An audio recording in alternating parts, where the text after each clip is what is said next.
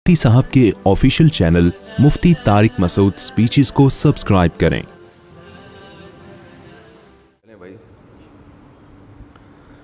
الحمد للہ نحمده ونستعینه ونستغفره ونؤمن به ونتوکل علیہ ونعوذ باللہ من شرور انفسنا ومن سیئات اعمالنا من يهده الله فلا مضل له ومن يضلل فلا هادي له ونشهد أن لا إله إلا الله وحده لا شريك له ونشهد أن محمدا عبده ورسوله صلى الله تعالى عليه وعلى آله وأصحابه وبارك وسلم تسليما كثيرا كثيرا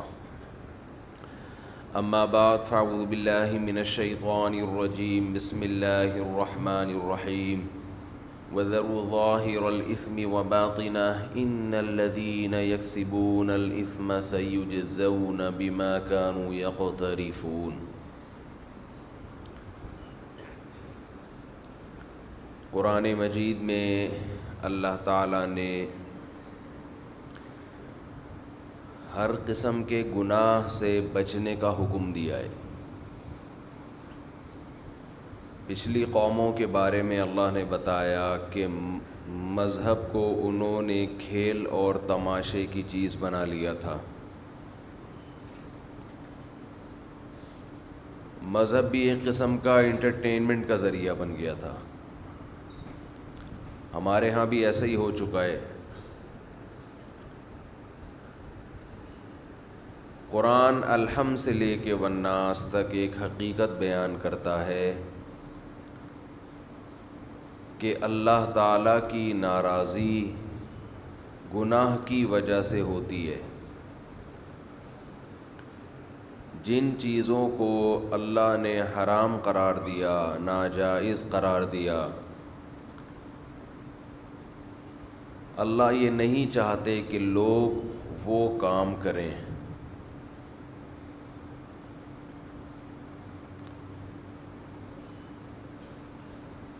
اس کے لیے اللہ تعالیٰ نے پچھلی امتوں کے واقعات بھی سنائے۔ فَكُلًّا أَخَذْنَا بِذَنبِهِ،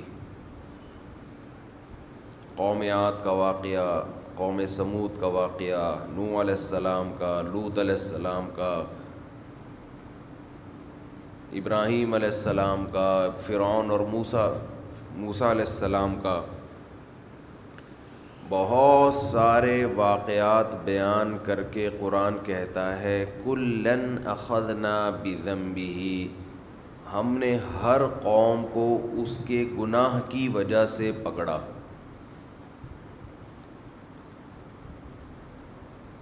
دنیا میں کہیں بھی ایسا نہیں ہوا کہ کوئی قوم اشراق کی نماز نہ پڑھتی ہو اس لیے اللہ کا عذاب آ گیا ہو، کوئی قوم تہجد نہ پڑھتی ہو اس لیے اللہ کا عذاب آ گیا ہو، کوئی قوم صبح اور شام کے وظیفے نہ پڑھتی ہو اس لیے اللہ کا عذاب آ گیا ہو۔ یہ وجہ نہیں۔ قرآن کہہ رہا ہے عذاب ہمیشہ اس قوم پر آیا جس نے گناہ کیا۔ اور گناہ کی ڈیفینیشن کیا ہے؟ اللہ نے کہا یہ کام مت کرو اور قوم نے وہ کام بولنے بھائی کیا۔ اشراق تہجد کی بڑی ویلیو ہے، اس کی ویلیو میں کم نہیں کر رہا، لیکن یہ تمام چیزیں اس وقت مؤثر ہیں حقیقت میں جب آپ برائی سے بچتے ہیں۔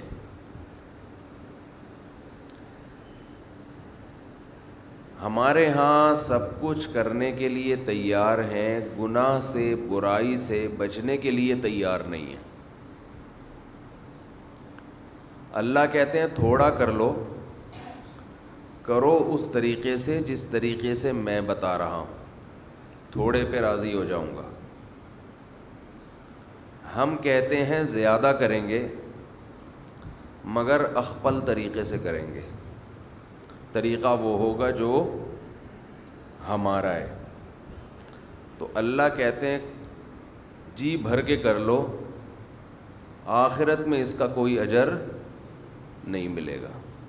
جی بھر کے کر لو. وسعى لها سعيها، قرآن کہتا ہے اس کی کوشش قبول ہوگی، اس کی محنت قبول ہوگی جو محنت اس طریقے سے کرے جس طرح سے اللہ نے بتائی ہے، اس کی محنت قبول ہوگی.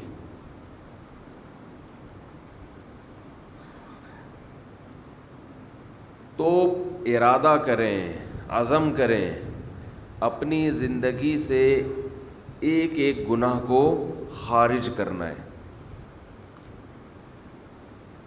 ہم اپنے بڑوں سے سنا کرتے تھے کہ ایک ڈائری میں اپنے گناہوں کی لسٹ تیار کرنی چاہیے. جب شادی کرتے ہیں نا تو بلاتے ہیں اتنے لوگوں کو، تو لسٹیں تیار ہوتی ہیں نا. کیا خیال ہے؟ لسٹیں تیار کیوں کی جاتی ہیں؟ کوئی رہ نہ جائے. بعض دفعہ کوئی بڑا ہی پخروٹی قسم کا ہوتا ہے، غلطی سے رہ گیا، پوری زندگی ناک میں دم کر کے رکھتا ہے کہ نہیں رکھتا، کہ مجھے کیوں نہیں بلایا، مجھے کیوں نہیں بلایا. آپ کہتے ہو یار نام لکھنا بھول گئے تھے یا بلانا بھول گئے تھے، تو نام اس لیے لکھے جاتے ہیں کہ بھائی ایک ہفتہ پہلے سے لکھنا شروع کرو، ایک ہفتے میں تو سارے یاد آ ہی جائیں گے. رہ گیا، ہو سکتا ہے کل یاد آ جائے، پرسوں یاد آ جائے. تو نام لکھے جاتے ہیں، ان کو بلانا ہے اور ان کمبختوں کو نہیں بلانا. یعنی جن کا نہیں بلانا ہوتا ان کا وہاں فیصلہ ہو چکا ہوتا ہے، مشورہ ہوتا ہے نا اس کو بھی، نہیں جی اس کو نہیں، اس نے ہمیں نہیں بلایا تھا، اپنی کسی شادی میں نہیں بلایا، خود کئی بار شادی کی اس میں بھی نہیں بلایا. چلو ہوتا ہے نا اپنی پہلی والی میں بلاتا نہیں بلاتا تو اپنی ہی دوسری میں بلا لیتا، دوسری میں نہیں بلایا اپنی ہی تیسری میں بلا لیتا. جس نے اپنی کسی میں نہیں بلایا ہم اس کو اپنی اکلوتی میں کیوں بلائیں؟ یہ بھی کانسیپٹ ہوتا ہے. یہ نہیں پتہ ہوتا کہ جو دوسری کر رہا ہوتا ہے وہ بلا کے ڈھنڈورا پیٹ کے نہیں کرتا، وہ تو چھپڑ میں کرتا ہے، بعد میں پکڑا جاتا ہے وہ. خیر، تو لسٹ لکھی جاتی ہے، ان کو بلانا ہے.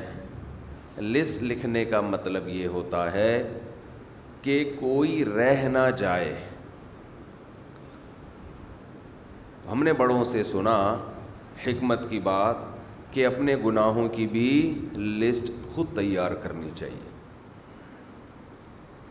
آپ نے کسی کو شادی میں بلانا تھا، وہ نہیں آیا، بھول گئے، اس سے اتنا نقصان نہیں ہے. آپ نے اپنی اصلاح کرنی تھی اور ایک گناہ ایسا رہ گیا جس سے توبہ کیے بغیر آپ دنیا سے چلے گئے، اس کا وبال بہت زیادہ ہے. یہ ایک گناہ آپ کی زندگی کو تباہ کرنے کا ذریعہ بن سکتا ہے. لوگ اس کو تو دیکھتے ہیں کہ بعض دفعہ کوئی نیکی کام آتی ہے، بخشوانے کا ذریعہ بن جاتی ہے، اس کو تو دیکھتے ہیں. یہ نہیں دیکھتے کہ جیسے بعض دفعہ کوئی نیکی بخشوانے کا ذریعہ بنتی ہے، بعض دفعہ کوئی ایک گناہ برباد کرنے کا ذریعہ بھی بن جاتا ہے. بعض دفعہ کوئی ایک گناہ ایسا ہوتا ہے جس کو آپ ہلکا سمجھتے ہو لیکن وہ آپ کو برباد کرنے کا ذریعہ بن جاتا ہے. نبی صلی اللہ علیہ وسلم نے فرمایا، انسان بعض مرتبہ زبان سے ایسا کلمہ نکالتا ہے جسے وہ بہت ہلکا سمجھتا ہے، اللہ کی نظر میں اس کا وزن بہت زیادہ ہوتا ہے، جس کی وجہ سے وہ جہنم کے گڑھے میں پھینکا جائے گا. وہ اتنا سخت جملہ ہوتا ہے، کس کی نظر میں؟ اللہ کی نظر میں.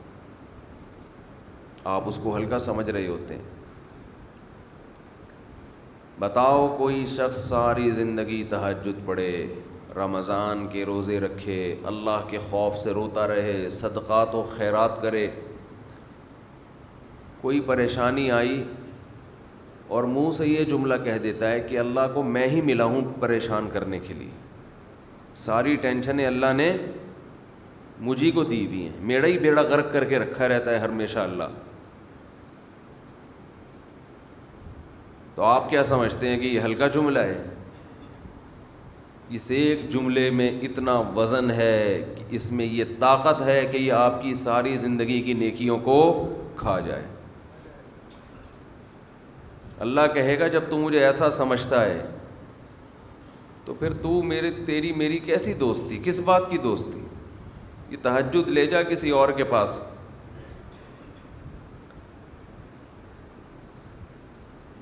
ہم یہ کہتے ہیں ایک جملہ ہی تو تھا زبان سے نکالا ہے. جملے ہی زبان سے نکلتے ہیں جس پہ لڑائیاں ہوتی ہیں، قتل و غارت ہو جاتا ہے. آپ نے اپنے باپ کو گالی دے دی، کس قدر غصہ آئے گا باپ کو. آپ جواب میں کہو ایک لفظ ہی تو ہے جو زبان سے نکلا ہے، تو باپ کیا کہے گا کہ ہماری زبان سے زندگی بھر ایسا لفظ کبھی اپنے باپ کے لیے بولو نہیں نکلا. طلاقوں میں تو یہ بہت ہوتا ہے. طلاق دیکھیں نا، لوگ آتے ہیں کہ زبان سے طلاق نکل گئی تھی، 3 دفعہ لفظ نکل گیا تھا، غصے میں ہو گیا تھا. تو میں ان سے کہتا ہوں کہ آپ کے علاوہ بھی میاں بیوی میں بہت کروڑوں خاندان ہیں جن میں لڑائی ہوتی ہے، اب بھی ہوتی ہے، ہمیشہ سے ہوتی رہی ہے. ان کی زبان سے کبھی بھی یہ لفظ بولو نا نہیں نکلا. آپ کے منہ سے کیسے نکل گیا؟ لڑائی تو ہر گھر میں ہوتی ہے، جھگڑا تو ہر گھر میں ہوتا ہے. آپ کو بولنے سے پہلے لفظ کا وزن چیک کرنا چاہیے کہ میں کیا بول رہا ہوں، کس کے سامنے بول رہا ہوں، اس کا ویٹ دیکھنا چاہیے. بول دیا کلمہ کفر ایک دفعہ زبان سے نکالتا ہے انسان، اور اس کلمے میں یہ طاقت ہے کفر کے کلمے میں کہ آپ کی ساری زندگیوں کو 1 سیکنڈ میں کھا کے ختم. 1 سیکنڈ میں. نبی صلی اللہ علیہ وسلم نے فرمایا انسان اللہ سے دعا مانگتا ہے، زندگی بھر مانگتا رہتا ہے، اور اللہ زندگی بھر دعاؤں کو قبول کرتے رہتے ہیں، لیکن اس کو نظر نہیں آ رہا ہوتا. اس کو نظر، کیونکہ اللہ اپنے طریقے سے دعا قبول کرتا ہے. اگر اللہ ایسے دعا قبول کرے نا، آپ نے ادھر کہا اے اللہ میری تنخواہ ڈبل کر دے، آفس گئے، باس نے کہا کہ جناب نئے وزیر اعظم نے جو اعلان کیا ہے اس کی منظوری ہو گئی، ٹھا ٹھا کر کے ایسے دعائیں قبول ہونا شروع ہو جائیں تو غیب پر ایمان ختم. پھر تو دعا کی ترغیب دینے کی ضرورت ہی نہیں رہے گی. سب لوگ مصلی لے کے مسجد میں آ جائیں گے، سارا دن دعائیں مانگتے رہیں گے کہ اللہ سے جو مانگو ملتا ہے. خربوزہ مانگو خربوزہ ملتا ہے، تربوز مانگو تربوز ملتا ہے، افطاری میں پکوڑے مانگو پکوڑے ملتے ہیں، سموسے مانگو، بھوک لگ رہی ہے کیا کریں، سموسے ملتے ہیں، جو مانگو وہ ملتا ہے. تو دعائیں تو لازمی قبول ہوتی ہیں، لیکن انداز وہ ہوتا ہے جو اللہ کرتے ہیں. اللہ کہتے ہیں میں اپنے طریقے سے کروں گا.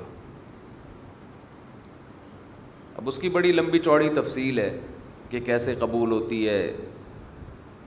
بعض دفعہ جو چیز مانگ رہے ہیں اللہ وہی دے دیتا ہے آپ کو، بعض دفعہ اس کا متبادل دے دیتا ہے، آلٹرنیٹ دے دیتا ہے، بعض دفعہ نہ آلٹرنیٹ دیتا ہے نہ وہ چیز دیتا ہے. کوئی مصیبت آنے والی ہوتی ہے، اس دعا کی برکت سے اس مصیبت کو ٹال دیتا ہے.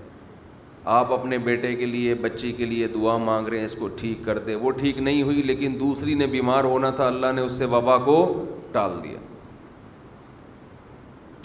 تو جن کا غیب پر ایمان ہوتا ہے وہ تو مانگتے ہیں، اللہ سے مانگتے ہیں. وہ پتہ ہے بھائی یہ ہو نہیں سکتا کہ جس خدا نے کہا ہے کہ میرے سامنے ہاتھ اٹھاؤ، حدیث میں آتا ہے اللہ میں اتنی غیرت ہے کہ جب کوئی اللہ کے سامنے ہاتھ اٹھا کے مانگتا ہے تو اللہ کو خالی ہاتھ لوٹاتے ہوئے حیا آتی ہے. بڑے سیٹھ کے پاس کوئی بھکاری جائے اور پیسے مانگے اور وہ اس کو دھتکار دے تو بھکاری کہے گا نا یار نام تو بڑا سنا تھا آپ کا, بڑے سخی ہو. تو اللہ کو حیا آتی ہے کہ ان ہاتھوں کو خالی لوٹائے, دیتا ہے لازمی. تبھی ہم نے اہل اللہ کو دیکھا ہے کہ مانگتے بہت ہیں, بڑی لمبی لمبی دعائیں مانگتے ہیں. لوگ ان کو بے وقوف سمجھتے ہیں کہ یار یہ ہر وقت مصلی پہ دعائیں مانگتے رہتے ہیں لمبی لمبی, ملتا تو کچھ ہے نہیں. انہیں پتہ ہے کہ یہ بہت ملتا ہے اللہ سے مانگنے سے, لیکن اللہ کا انداز ایسا ہوتا ہے کہ صرف وہ مانگیں جن کو غیب پر یقین ہے. یعقوب علیہ السلام ساری زندگی مانگتے رہے اللہ تعالیٰ سے. اس مانگنے کا بدلہ کیا ملا ہے؟ دوسرا بیٹا بھی اللہ نے چھین لیا. عجیب بات ہے یا نہیں ہے؟ پہلا بیٹا گم ہوا تو اللہ سے اس کے ملنے کی دعائیں مانگتے رہے. دعا کیا قبول ہو رہی ہے؟ قحط پڑ گیا, کھانے پینے سے بھی گئے, اس سے بڑی مشکل. راشن لینے کے لیے بھیجا مصر اپنے بیٹوں کو, تو دوسرا بیٹا بھی بولو گیا, وہ بھی بادشاہ نے رکھ لیا. روتے روتے آنکھوں کی بینائی چلی گئی.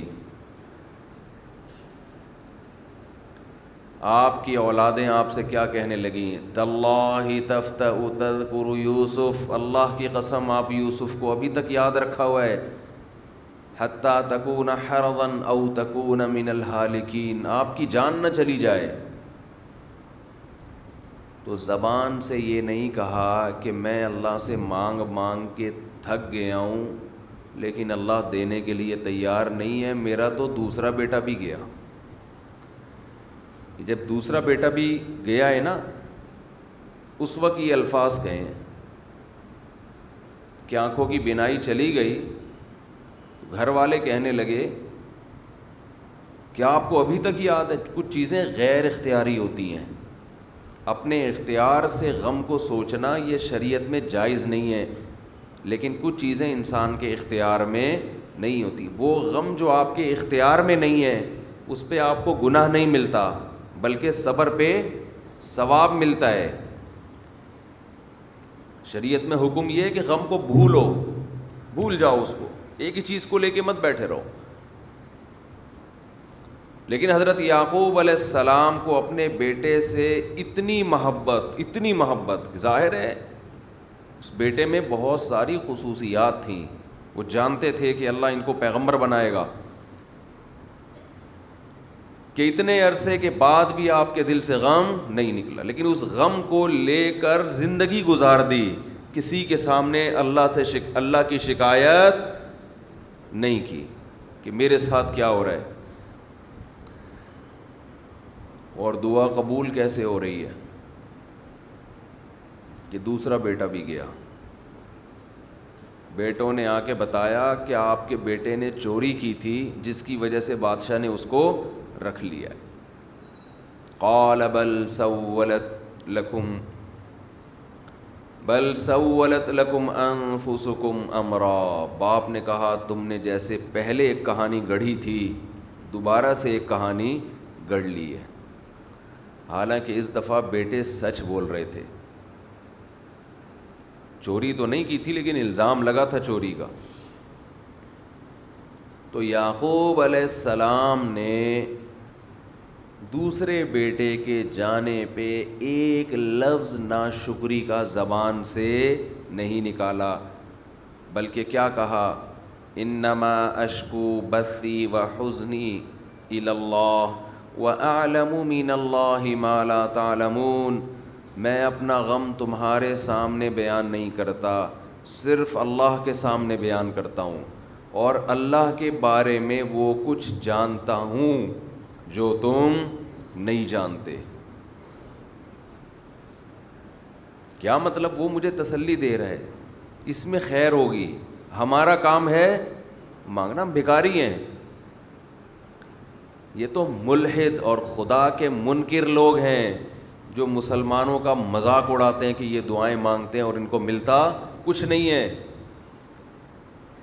او بھائی ہمیں اس سے غرض ہی نہیں ہے کہ رب کیسے دے رہا ہے.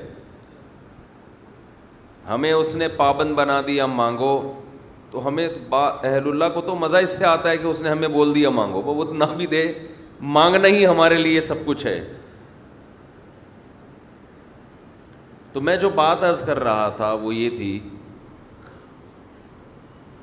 کہ یعقوب علیہ السلام مانگتے رہے، پھر دوسرا بیٹا بھی چھن گیا. کوئی لفظ مایوسی کا زبان سے نہیں نکالا.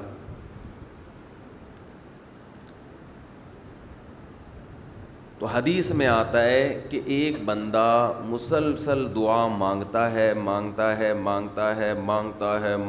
اور اللہ قبول کرتا ہی رہتا ہے، یہاں تک کہ یہ بندہ ایک دن زبان سے ایک لفظ نکالتا ہے، کیونکہ اس کو قبول ہوتے ہوئے نظر نہیں آ رہی ہوتی نا دعا.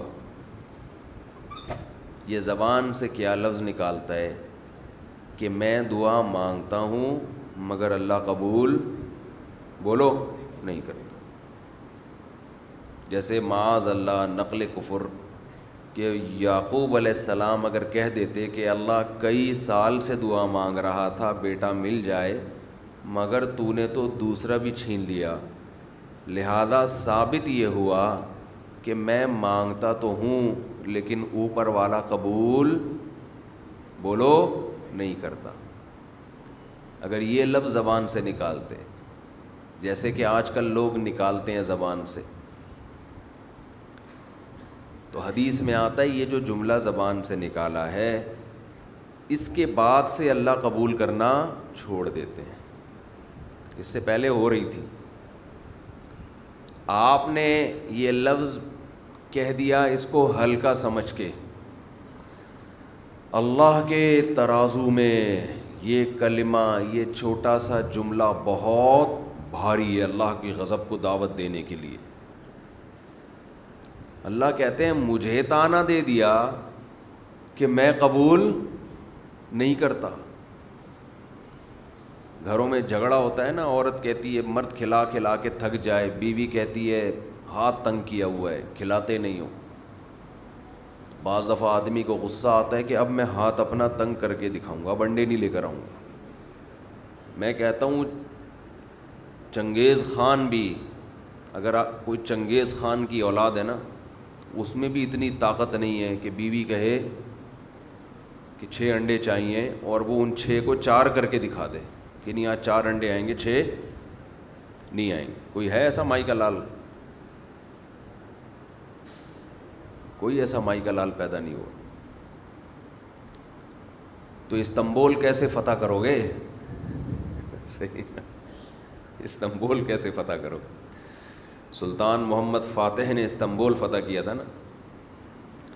ایک بڑے بزرگ نے بڑی اچھی بات کہی کہ فرعون نے ہزاروں بچوں کو قتل کیا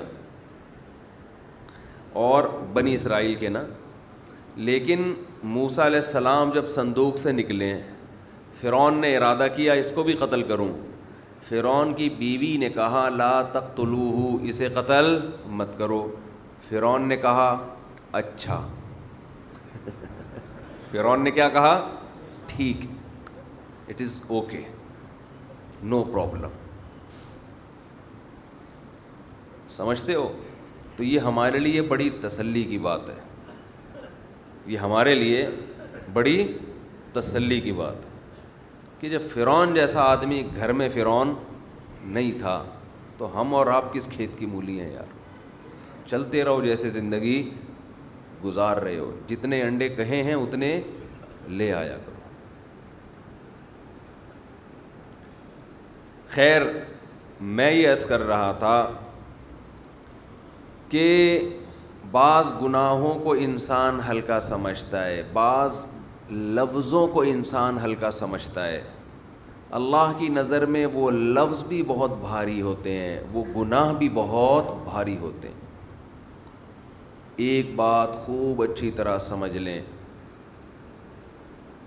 دیکھو غیر مسلموں کے ہاں ہیومن رائٹس کی بات ہوتی ہے، انسانی حقوق کی بات ہوتی ہے، افراد کے حقوق کی بات نہیں ہوتی۔ اسلام افراد کے حقوق کی بات زیادہ کرتا ہے اور عام انسانوں کو مجموعی لحاظ سے فوکس دوسرے نمبر پہ کرتا ہے۔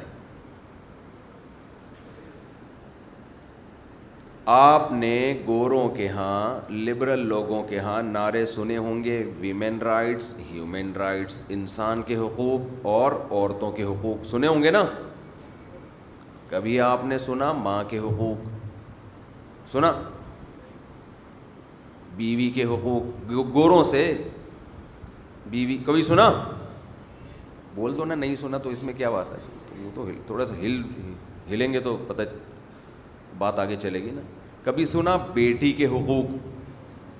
ہے بھائی، نانی دادی کے حقوق، بہن کے حقوق، بھتیجی بھانجی، کبھی سنا؟ یہ ایسے ہی ڈرامے بازی ہے، جیسے آپ کہیں کہ کسی کو سمجھا رہے ہیں نا کہ خیال کرو، سب کا خیال کرو، سب کا خیال کرو۔ اب جب خیال کرنے کا ٹائم آیا تو آپ کہہ رہے ہیں اچھا اس کا کتنا خیال کروں، اس کا کتنا خیال کریں، اس کا مجھے نہیں پتا، سب کا خیال کرو۔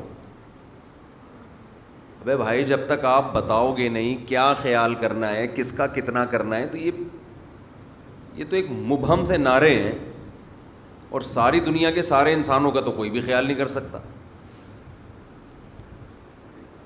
جیسے لوگ کہتے ہیں نا مجھے سب کی فکر ہے، ساری انسانوں کی فکر ہے، تو اپنے بیوی بچوں کی تو فکر کر، کہہ رہے ہیں بیوی بچوں کو چھوڑو سارے انسانوں کی فکر ہے، تو ساروں میں یہ نہیں آتے کیا؟ تو ویمن رائٹس کے نام پہ بھی سب کے حقوق، اور ہیومن رائٹس کے نام پہ بھی سارے انسانوں کے حقوق۔ اب ان سے پوچھو ابا کے کیا حقوق ہیں، کہہ رہے ابا چھوڑو یار، سارے انسانوں کی بات کرو۔ او بھائی ابا کو اولڈ ہاؤس میں جمع کرا رہے تو ابا کے سامنے اف کرنے کی اجازت نہیں ہے، ابا نے تھپڑ مارا تو نے کمپلین کرا دی پولیس میں، تو یہ ابا کے حقوق نہیں، کہہ رہے ہیں ابا کے نہیں، ہیومن رائٹس کی بات کرو، انسانوں کے حقوق کی بات کرو۔ تو وہ کیا انسان نہیں، وہ گدھا ہے؟ اصل میں کچھ چیزیں ایسی ہوتی ہیں انسان کو چاہیے عیاشی، تو عیاشی کے لیے لیبل عیاشی کا استعمال کرے گا تو بدنام ہو جائے گا، لیبل استعمال کرے گا نا رائٹس کا تو بدنامی نہیں ہوگی۔ بچہ شراب پیتا ہے، اسلام کہتا ہے باپ کو حق ہے اس کی ٹھکائی لگا دے، تو کم بخت مجھے بھی بدنام کرے گا اور خود بھی غلط ٹریک پہ چلے گا۔ باپ بچپن میں ہی اس کو روک لے گا سختی کر کے تو بچہ برائی سے رک جائے گا۔ بچے پر بھی احسان، ٹھکائی کا مطلب یہ نہیں کہ جانوروں کی طرح پیٹنا شروع کر دے، تو بچہ بچ جائے گا۔ یہ ہے ہیومن رائٹس کہ باپ کو اسلام کہتا ہے سختی کرو، نرمی سے اگر برائی سے نہیں رک رہا تو کیا کرو، سختی۔ اس میں تمہارے بھی رائٹس ہیں کہ کل بچہ تمہاری بدنامی کا سبب نہیں بنے گا، ورنہ کہیں بھی جاؤ گے لوگ کیا کہیں گے، اس کا بچہ شراب پیتا ہے، اس کا بچہ ایسا، اور تم گھر میں بھی ٹینشن پیدا کرے گا نا شرابی۔ دیکھو شراب ایک فلموں میں نظر آتی ہے، وہ فلموں والی ہوتی ہے جو ہیرو پیتے ہیں، سچی مچی میں جو ہوتی ہے وہ ویسے نہیں ہوتی جیسی فلموں میں ہوتی ہے، حقیقت ہے۔ آپ شرابیوں کو دیکھ لو، آپ بولو گے اللہ کی پناہ، اللہ اس عذاب سے مجھے بچائے، میری اولادوں کو بچائے۔ فلموں میں جس طرح سے شراب دکھائی جاتی ہے اسے دیکھ کے تو نوجوانوں کا دل کرتا ہے کہ ہم بھی پئیں۔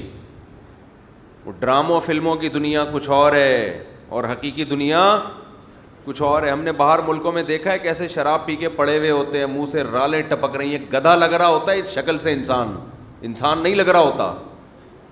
آدمی کہتے ہیں اس سے بڑا گدھا اور دنیا میں پیدا نہیں ہوا ہے، جس طرح وہ مر رہا ہوتا ہے نا اور منہ سے رال ٹپک رہی ہے اور گر رہا ہے، ایک ایک لفظ کو کئی کئی بار ریپیٹ کر رہا ہے۔ انسانیت پر ایک بدنما داغ ہے، انسانیت کے تقدس پر شراب اور نشہ.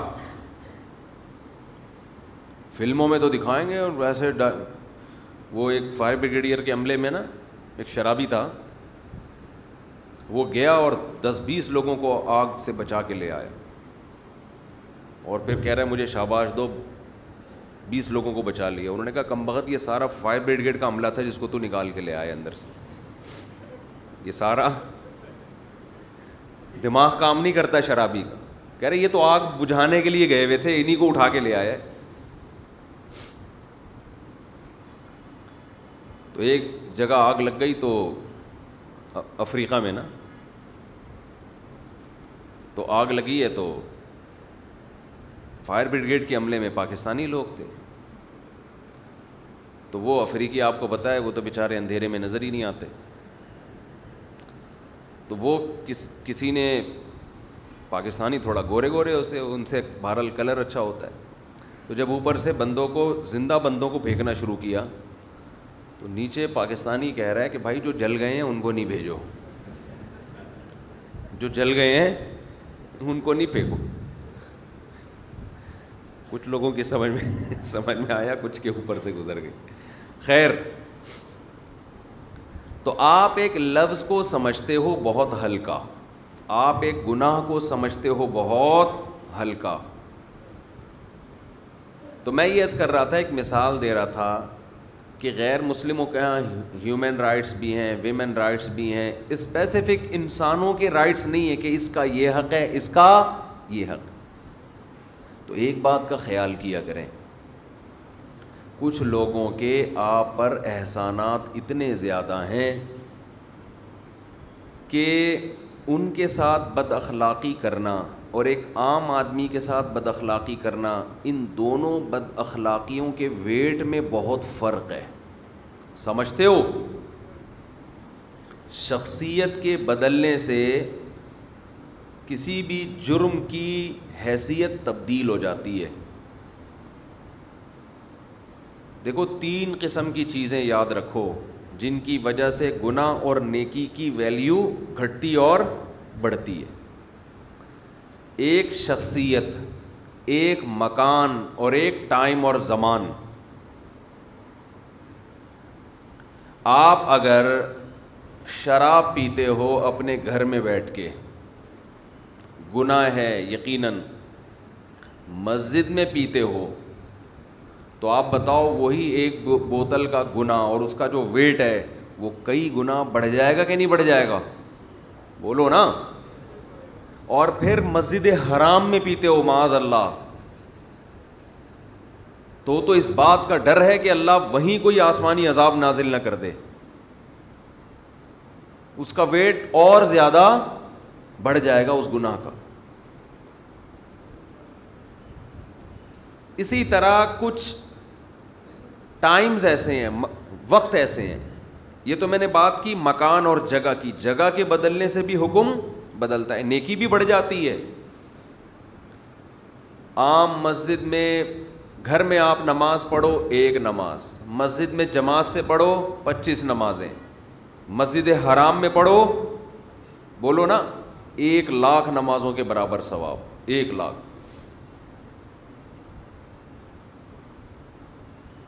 تو نیکی بھی بڑھ رہی ہے، اس کا بھی وزن اور مقدار بڑھتی جا رہی ہے. اسی طرح ٹائم کے بدلنے سے آپ ایک نیکی کرتے ہیں رمضان کے علاوہ مہینے میں، وہ 10 نیکیوں کا ثواب رمضان میں کرتے ہیں تو اس کا ثواب کئی گنا بڑھ جاتا ہے.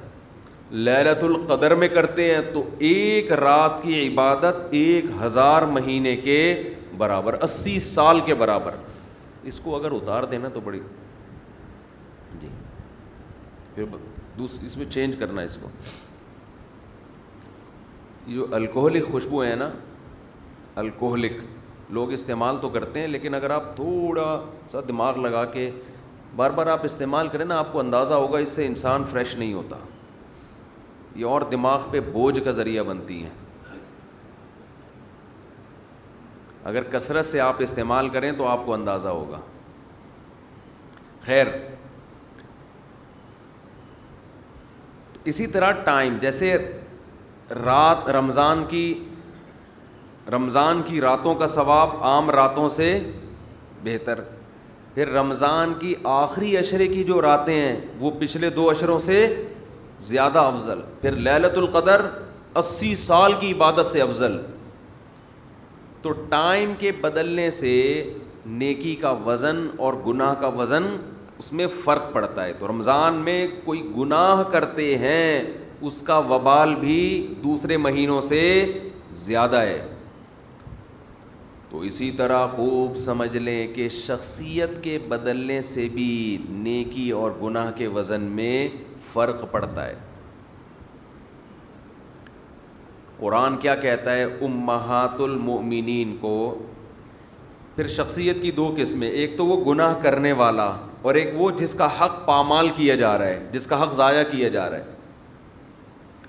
قرآن کہتا ہے امہات المؤمنین کو کہ اگر تم میں سے کسی نے برائی کا ارتکاب کیا، یضاعف لها العذاب، اس کو عام عورتوں کی طرح عذاب نہیں ہوگا بلکہ اس کا عذاب بڑھا دیا جائے گا، دگنا عذاب ہوگا. کیوں؟ اس لیے کہ نبی کی بیویاں ہیں، مقدس گھرانہ ہے. تو شخصیت کے بدلنے سے فرق پڑ رہا ہے کہ نہیں پڑ رہا؟ اسی طرح آپ بد اخلاقی کرتے ہیں ایک عام آدمی سے، بدتمیزی کرتے ہیں ایک نارمل ایک عام آدمی سے، اس میں ایک دفعہ بدتمیزی کا گناہ ملے گا. لیکن جن کے آپ پر احسانات ہیں، دیکھو اسلام میں جو حق بنتا ہے نا، حق 2 وجہ سے کسی کا حق بنتا ہے، اس کو خوب اچھی طرح سمجھ لیں، کھوپڑی میں بٹھا لیں اس کو. ایک حق اسلام میں ثابت ہوتا ہے احسانات کی وجہ سے، کسی نے آپ پر احسان کیا، وہ کوئی اجنبی ہو اس کا بھی حق ہے اگر اس نے آپ پر احسانات کیے. قرآن جگہ جگہ کہتا ہے کہ اللہ محسنین کو پسند کرتا ہے، احسان کا بدلہ احسان ہے.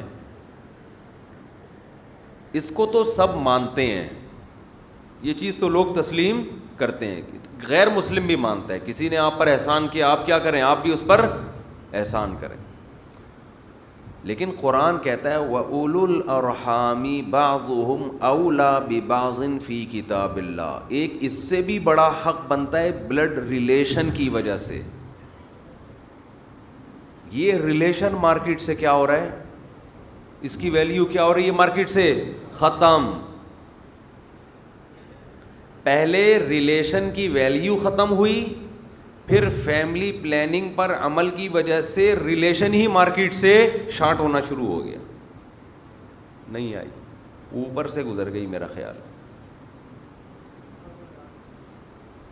پہلے رشتے تو تھے، یہ ماما ہے، یہ چاچو ہے، یہ کوئٹہ اور KPK میں جاؤ ماشاءاللہ ایسا بڑے بڑے خاندان ہیں نا، دیکھ کے خوشی ہوتی ہے.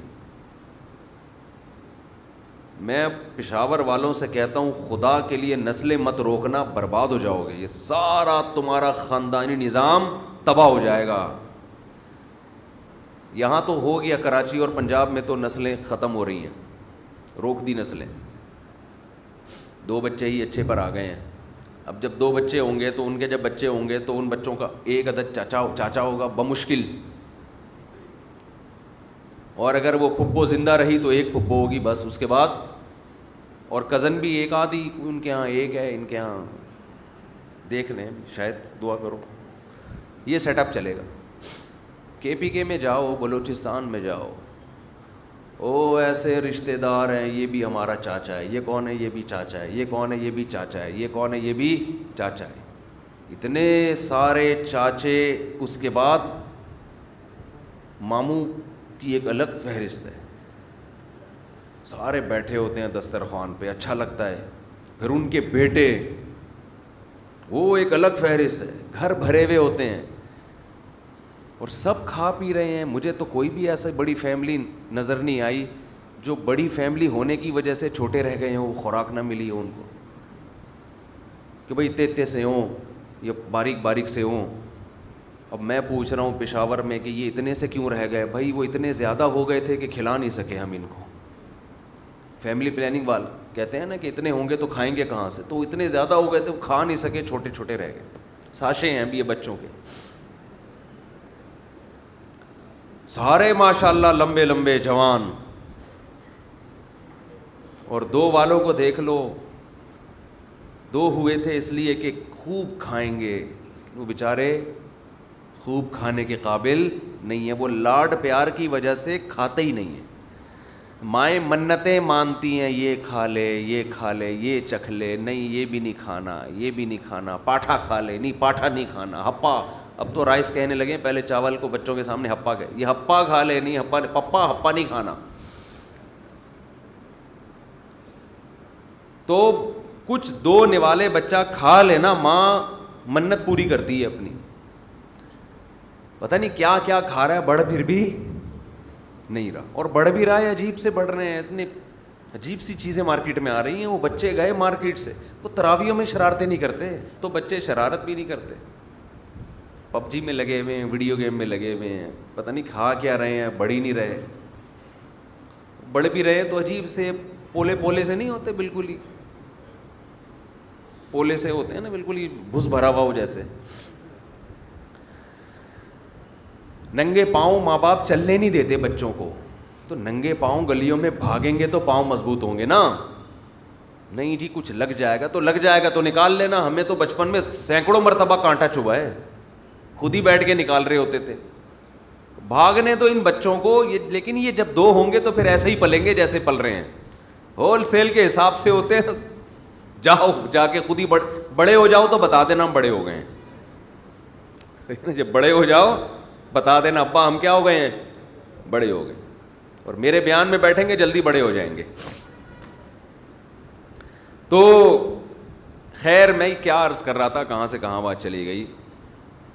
تو مزہ آتا ہے کے پی کے میں جاؤ نا, پشاور میں, اور دوسرے علاقوں میں جاؤ, 1000 گز کے بنگلے تو رکھے ہوئے ہیں. گھر میں جاؤ دیواریں کھا رہی ہوتی ہیں یار, بندہ ہی نہیں ہے گھر کے اندر. اتنا بڑا بنگلہ تم نے, اتنے بیڈ روم بنا دیے, بیڈ روم اتنے ہیں, اس میں رہنے کے لیے بندے نہیں ہیں. چھوڑو یار, اس سے تو وہ چھوٹے گھر اچھے ہیں جس میں آبادی تو ہے, محبتیں تو ہیں. چھوٹی بچیاں باپ سے کیسی پیاری پیاری باتیں کرتی ہیں, چھوٹے بچے کیسی شرارتیں کرتے ہیں گھر میں. بچیوں کی الگ لائف ہے, بیٹوں کی الگ لائف ہوتی ہے. تبھی تو قرآن کہتا ہے یہب لمن یشاء اناثا, جس کو چاہتا ہوں بیٹیاں گفٹ کرتا ہوں, کیونکہ بیٹیوں سے انسان کو جو ذہنی سکون ملتا ہے وہ بیٹوں سے نہیں ملتا. اور قرآن کہتا ہے وَيَهَبُ لِمَن يَشَاءُ الذُّكُورَ, جس کو چاہتا ہوں بیٹے دیتا ہوں, کیونکہ بیٹوں سے الگ قسم کا سکون ملتا ہے, وہ بیٹیوں سے نہیں ملتا. بیٹوں کے یہ احساس ہوتا ہے کہ بڑے ہو کر بازو بنیں گے میرا, یہ میرے جانشین بنیں گے. اور قرآن کہتا ہے او یزوجہم ذکرانا و اناثا, جس پر بہت احسان کرتا ہوں اس کو دبا کے بیٹیاں بھی دیتا ہوں اور دبا کے بیٹے بھی.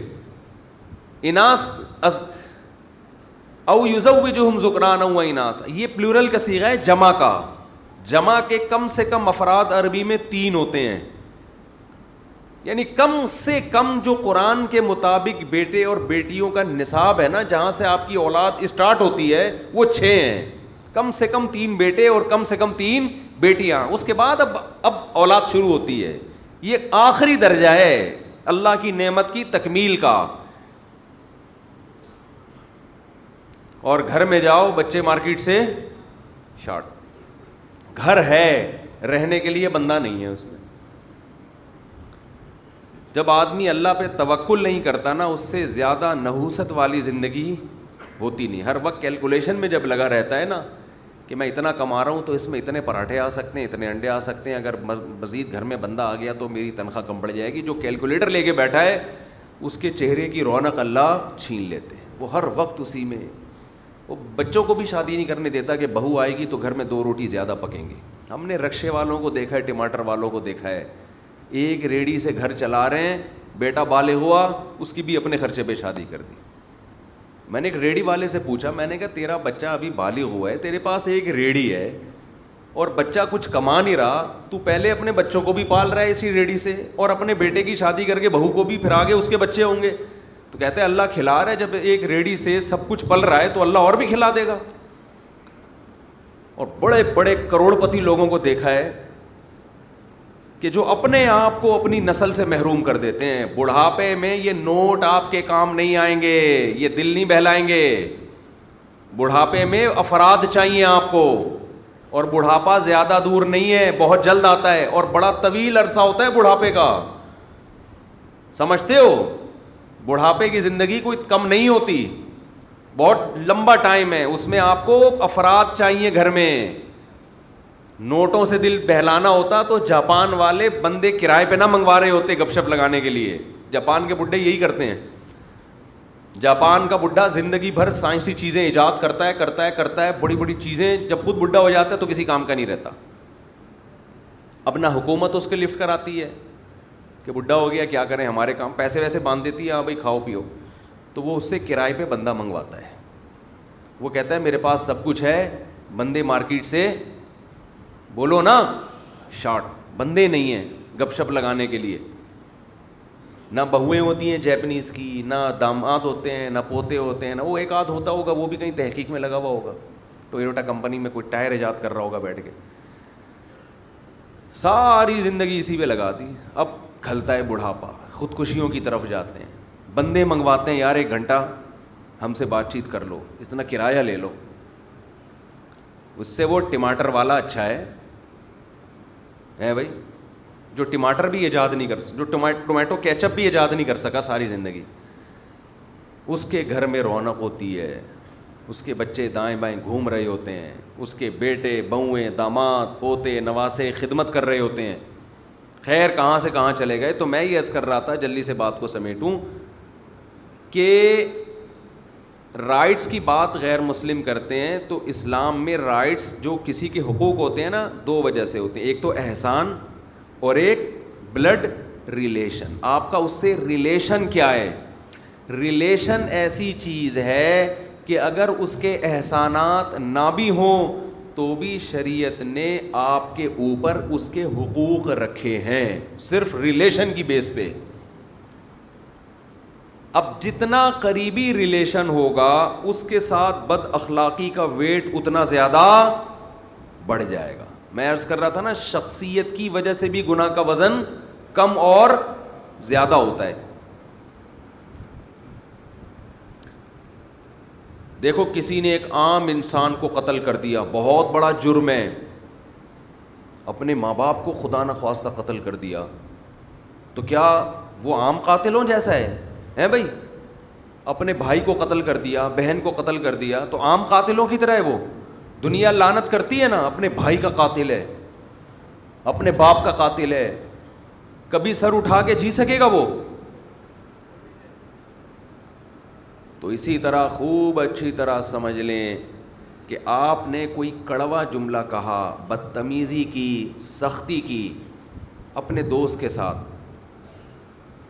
یہ 1 درجہ گناہ ہے. لیکن آپ نے بد کلامی, بدتمیزی, بد تہذیبی کی اپنے باپ کے ساتھ, اس کا ویٹ کئی گنا بڑھ جائے گا. اور یہی بدتمیزی اگر کی ماں کے ساتھ تو اس جرم کو آپ 3 سے ضرب دے دیں. ماں کے ساتھ باپ کے ساتھ بد اخلاقی سب سے بڑا جرم, اور ماں کے ساتھ بد اخلاقی باپ کی نسبت 3 گنا بڑا جرم ہے, 3 گنا بڑا جرم ہے. ہیومن رائٹس میں کوئی اس کی بات بولو نہیں کرتا. ہیومن رائٹس کی جب بات ہوتی ہے نا, اس میں یہ ٹاپک نہیں آتا. اسلام آپ کو افراد کے حقوق بیان کرتا ہے کہ باپ کا یہ, ماں کا یہ, بیوی کا یہ, بیٹے کا یہ, بیٹی کا یہ, اولاد کا, وہ باؤنڈری کھینچتا ہے. تو اس لیے چند رشتے ایسے ہیں کہ ان کے سامنے بات کرنے سے پہلے 100 دفعہ سوچا کریں, 100 دفعہ سوچا کریں. ان میں ایسا نہیں ہے کہ جو منہ میں آیا بک دیا, اور باہر جا کے دوستوں کو بتا رہے ہیں کہ میں تو چپ رہتا ہی نہیں ہوں بھائی, میرے تو دل میں جو ہوتا ہے اسی وقت منہ پہ سنا دیتا ہوں میں. فخر کرتے ہیں نا آج کل نوجوان, ابے ہم نہیں کسی کو سنتے, ہمارے تو منہ میں جو آئے, ہم تو اسٹریٹ فارورڈ آدمی ہیں, دل میں رکھتا ہی نہیں ہوں میں. تو گدھا ہے نا, اس کا مطلب ہے گدھا جب ڈھینچو شروع کرتا ہے تو پہلے ماحول دیکھتا ہے. کیا ہو گیا؟ گدھا جب اسپیڈ سے, میں گدھے کی مثال دے رہا تھا کہ گدھا جب ڈھینچو کرتا ہے ماحول دیکھتا ہے کہ یار ابھی کچھ علماء بیٹھے ہوئے ہیں, بزرگ بیٹھے ہوئے ہیں, گدھے کا باپ بیٹھا ہوا ہوگا کہیں قریب میں, اس کی ماں بیٹھی ہوئی ہے, تو رشتے ہیں, ذرا خیال کرو. پھر ٹائم دیکھو رات کے 2 بج رہے ہیں, لوگ سو رہے ہوں گے, تو تھوڑا خیال کرو. نا گدھے کو جب ڈھینچو کرنی ہوگی پورے پریشر سے ہوا لے گا اور پریشر کے ساتھ نکالے گا, کسی کی نہیں سنتا. وہ قرآن میں ہے نا, ہر جانور اللہ کی حمد و ثنا کرتا ہے نا قرآن میں, ہے نا قرآن میں. تو کہتے ہیں کسی ہندو نے کہا, کسی ہندو سے کسی مسلمان نے کہا کہ یار قرآن میں ہر جانور اللہ کی تسبیح کرتا ہے, تو اللہ کا نام لیتا ہے, تو کوئی جانور ایسا ہے جو بھگوان کا نام بھی لیتا ہے؟ اس نے کہا ہاں, گدھا جب ڈھینچو کرتا ہے نا تو وہ بھگوان کا تذکرہ کر رہا ہوتا ہے. جب پوچھا بھائی کیسے, کہتے ہیں دیکھو جب گدھے پہ زیادہ لوڈ ڈالتے ہیں نا تو گدھا کہتا ہے بھگوان نا انصافی ہے کہ نہیں, ہے کہ نہیں, ہے کہ نہیں. ارے بھگوان نا انصافی ہے کہ نہیں, وہ جو کر رہا ہوتا ہے نا وہ یہ کہہ رہا ہوتا ہے, یہ میرے ساتھ ظلم نہیں ہو رہا.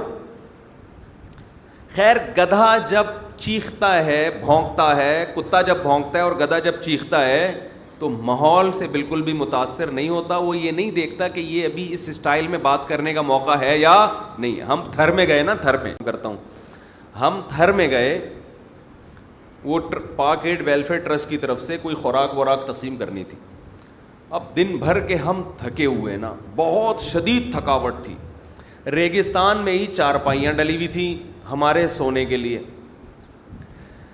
اب ہم 8-10 افراد تھے. جب سونے کے لیے لیٹے ہیں, ہمیں خیال تھا کہ آج تو بڑی گہری نیند آئے گی, کیونکہ ریگستان میں نا ایک بالکل خاموشی, آبادی تو ہے نہیں, تھر میں بہت کم ہے, بالکل خاموشی اور بڑا اچھا پیارا موسم, اور مچھردانیاں لگا لی تھی ہم نے مچھروں سے بچنے کے لیے. ہم نے کہا آج تو بڑی گہری نیند مزے سے سوئیں گے. وہ تھکے بھی بہت تھے, اور اگلے دن پھر ہمیں صبح وہ اسی مہم پہ نکلنا تھا. ہمیں پتا تھا کل دن میں ٹائم نہیں ملے گا. جیسے ہی سکون کا ٹائم شروع ہوا نا, پہلے ایک گدھے کی آواز آئی. ہم نے کہا شاید کوئی پرابلم ہوگی, گدھا ہے, انسان ہے, ہو جاتا ہے. تو ہم نے کہا کوئی بات نہیں, اگنور کرو نا.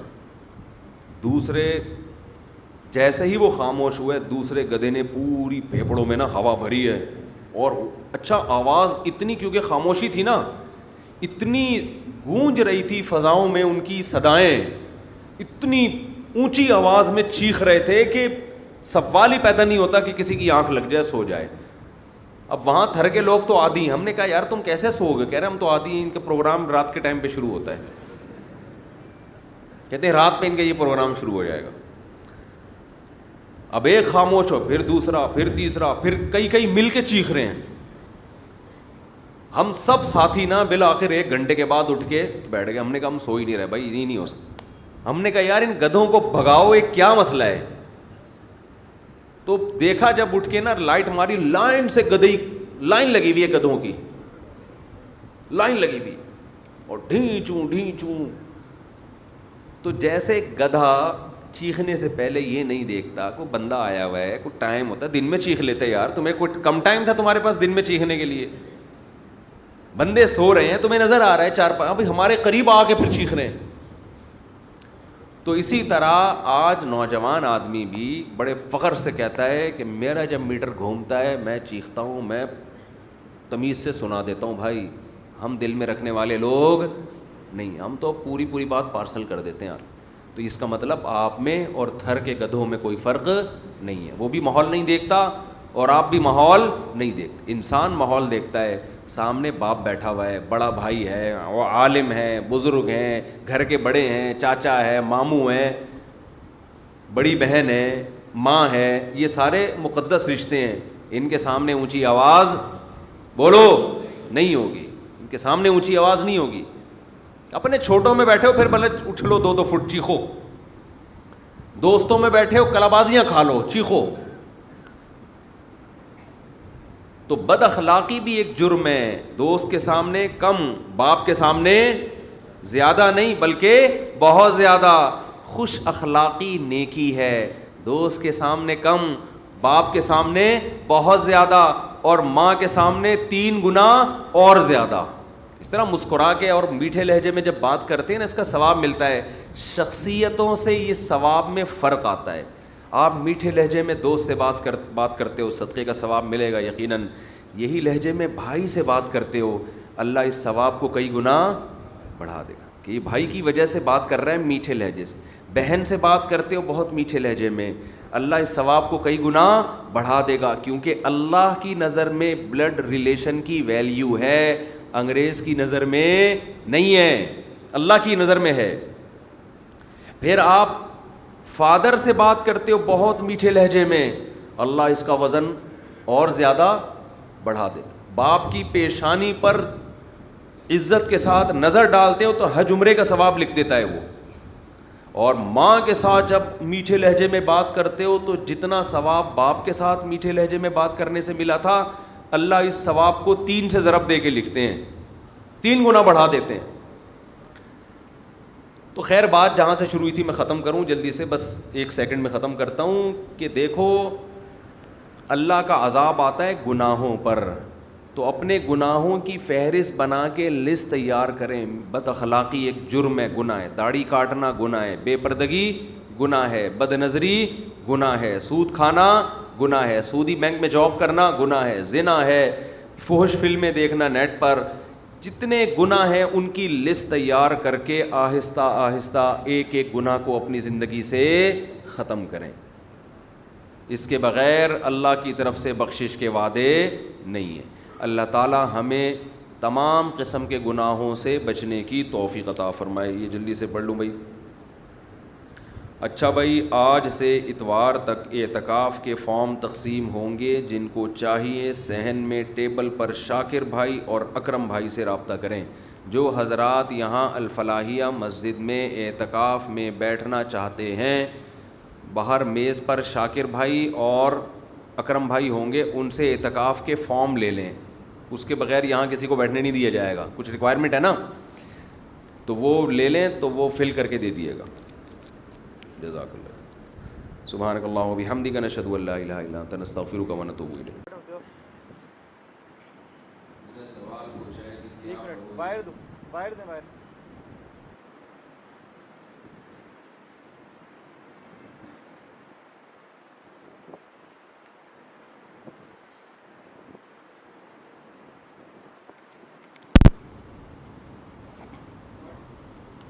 کسی نے سوال پوچھا ہے, کیا بروز قیامت ایک شخص اللہ کے دربار میں نیکیوں کا انبار لے کے آئے گا لیکن اس نے شرک اکبر کا گناہ بھی کیا ہوگا, تو کیا اس کی تمام نیکیوں کو ضائع کر کے اسے جہنم میں ڈالا جائے گا؟ بالکل ایسا ہی ہے. قرآن میں حدیث میں یہ مضمون بہت واضح ہے کہ شرک کے ساتھ کوئی بھی عمل مقبول نہیں ہے. کتنے ہی اعمال کر لو, اگر آپ شرک کرتے ہو تو کوئی بھی عمل, کوئی بھی نیکی آپ کی مقبول نہیں ہے.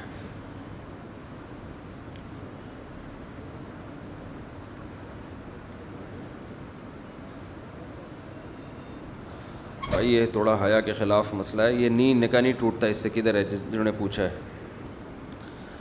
مفتی صاحب وہ 70,000 کون لوگ ہیں جو بغیر حساب کتاب کے جنت میں جائیں گے؟ جو اللہ پہ توکل کرتے ہیں. حدیث میں آتا ہے, تعویذ گنڈوں میں نہیں پڑتے, حدیث کے الفاظ ہیں یہ.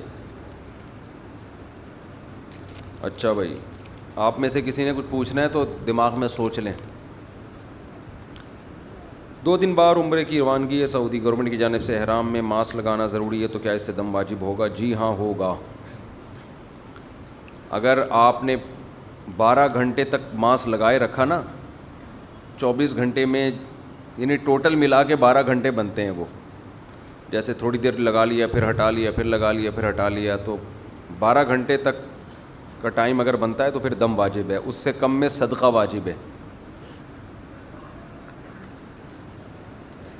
والد کے اعتکاف کا ارادہ ہے. سوال یہ ہے کہ گراؤنڈ فلور پر رہائش ہے تو کیا بیل بجنے پر ماسی اور جمعدار کے لیے والدہ کا کیا بیل بجنے پر ماسی اور جمعدار کے لیے دروازہ کھولنے جا سکتی ہیں؟ اصل میں ماسی اور جمعدار کے لیے دروازہ کھولنے نہیں جا سکتی ہیں. شرعی ضرورت نہیں ہے نا. شرعی ضرورت تو کھانا پینا, قضائے حاجت, یہ ضرورت کہلاتی ہے. تو وہ اپنے کمرے سے جب نکلیں گی تو اعتکاف ٹوٹ جائے گا. عورت نے اعتکاف کر لینے کے لیے کمرہ مختص کیا, کیا وہ سحری افطاری کے لیے گھر والوں کے ساتھ بیٹھ سکتی ہے؟ نہیں. اگر کھانا وہاں آنا ممکن ہی نہیں ہے تو ایک الگ بات ہے, لیکن ایسا کیسے ہو سکتا ہے کہ اس جگہ پہ کوئی کھانا نہ دے سکے ان کو؟ تو کھانا تو وہاں پر ہو سکتا ہے.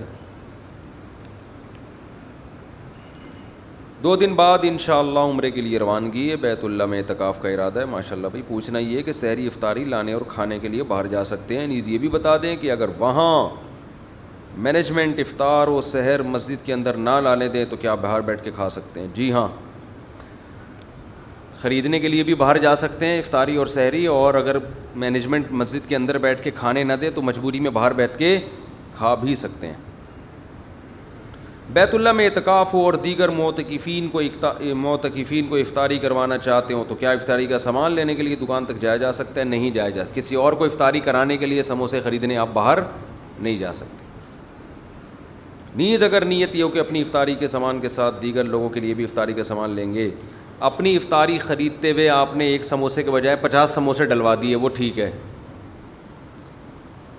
بھئی. آپ نے بولا 50 سموسے پیک کر دے, ضمناً آ گئے, لیکن اپنا سموسہ لے لیا, پھر آپ نے وہاں ٹھہرے بولے 50 اور ڈال دو, دوسروں کو بھی افطاری کروانی ہے, تو اس سے اعتکاف ٹوٹ جائے گا. ایک تو ہے نا کہ لیتے ہوئے ضمناً اس میں ایک کے بجائے 2 آ گئے, پھر آپ نے لا کے پبلک کو کھلا دیے. ایک ہے الگ سے ان کے لیے الگ سے مستقل خرید رہے ہو, تو اتنی دیر میں وہاں جو ٹھہرنے کا ٹائم ہے وہ اضافی ہوگا,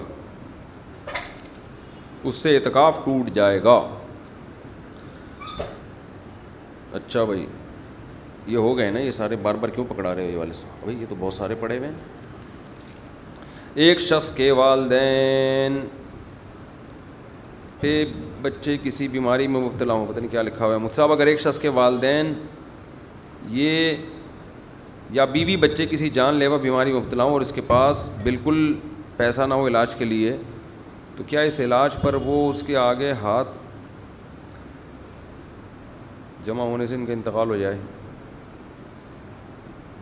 اچھا, ایک آدمی کے پاس علاج کے پیسے نہیں ہیں بیوی بچوں کے لیے, اور وہ کسی کے آگے ہاتھ بھی نہیں پھیلاتا غیرت کی وجہ سے, رشتہ داروں سے تھوڑی مدد مانگ لے تو ایسا کرنا جائز ہے؟ جائز ہے بھائی.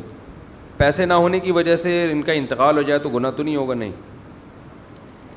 پیسے نہ ہونے سے کسی کا انتقال ہو جائے تو کسی کو بھی گناہ نہیں ہوتا, لیکن مانگ لینا چاہیے. ایسی صورت میں اتنی شدید مجبوری میں بتا دینا چاہیے بھئی ایسے کوئی پریشانی ہے تو آپ مدد کر لیں, تو جب پیسے ہوں گے تو میں لوٹا دوں گا. کیوں انتقال کیوں کروا رہے ہو؟ جب مسجد نبوی میں سلام پڑھنا جائز ہے تو یہاں کیوں نہیں پڑھ سکتے؟ یہاں بھی پڑھتے ہیں سلام. نبی صلی اللہ علیہ وسلم پہ ہم جو نماز پڑھتے ہیں اس میں سلام پڑھتے ہیں, السلام علیکم ایھا النبی ورحمۃ اللہ وبرکاتہ. مفتی صاحب میں جہاں کام کرتا ہوں, ہاں سلام ایسے مخاطب کر کے نا قبر کے قریب, تو نبی صلی اللہ علیہ وسلم کی صحیح حدیث ہے کہ آپ کی قبر کے قریب جو سلام پڑھتا ہے تو آپ اسے بنفس نفیس سنتے ہیں. یہاں جو پڑھتا ہے تو بنفس نفیس نہیں سنتے, بلکہ فرشتے اس سلام کو وہاں تک پہنچاتے ہیں. اب یہ بالکل قبر کے قریب کھڑے ہو کر پڑھا جائے تو سنتے ہیں, یا پوری مسجد نبوی, تو علماء کی دونوں رائے ہیں اس میں. بہت سے علماء اس کے قائل ہیں پورے مسجد نبوی کا یہی حکم ہے, کیونکہ یہ معجزے کے طور پر سن رہے ہیں نا, ورنہ بشر کے لیے ممکن نہیں ہے کہ وہ قبر کے اندر سے باہر کی بات سنیں. یہ تو معجزہ ہے, اور معجزہ اللہ کی قدرت کی دلیل ہوتی ہے, نبی کی قدرت کی دلیل نہیں. یہ اللہ کی قدرت ہے کہ اللہ آپ کو سنا دیتا ہے, تو یہ معجزے کے طور پر ہے, تو اس لیے اللہ تعالیٰ سنا دیتے ہیں آپ کو, تو وہ پوری مسجد نبوی میں. مفتی صاحب میں جہاں کام کرتا ہوں وہاں لوگ کبھی مذاق اڑاتے ہیں جو برا لگتا ہے, اور کبھی الٹی باتیں کرتے ہیں, اور بچے بھی آج کل کے بہت بدتمیز, عزت نہیں کرتے, تو میں کیا کروں؟ سب سے لڑنا شروع کر دوں جو کہ ممکن نہیں ہے. اس حوالے سے تھوڑا موٹیویٹ کر دیں. بھائی آپ اپنے کام سے کام رکھو, وہ بدتمیزی آپ کسی سے الجھو ہی نہیں. وہ کسی کو کون انسان بنا سکتا ہے آج کل؟ اپنے کام سے کام رکھو, بس دفتر جاؤ, کام کر کے گھر میں آ جاؤ. بیوی تمیز سے بات نہ کرو تو پھر کوئی بات بنتی ہے. اگر بیوی تمیز سے بات نہیں کر رہی تو وہ بھی صبر ہی کرنا ہے آپ نے.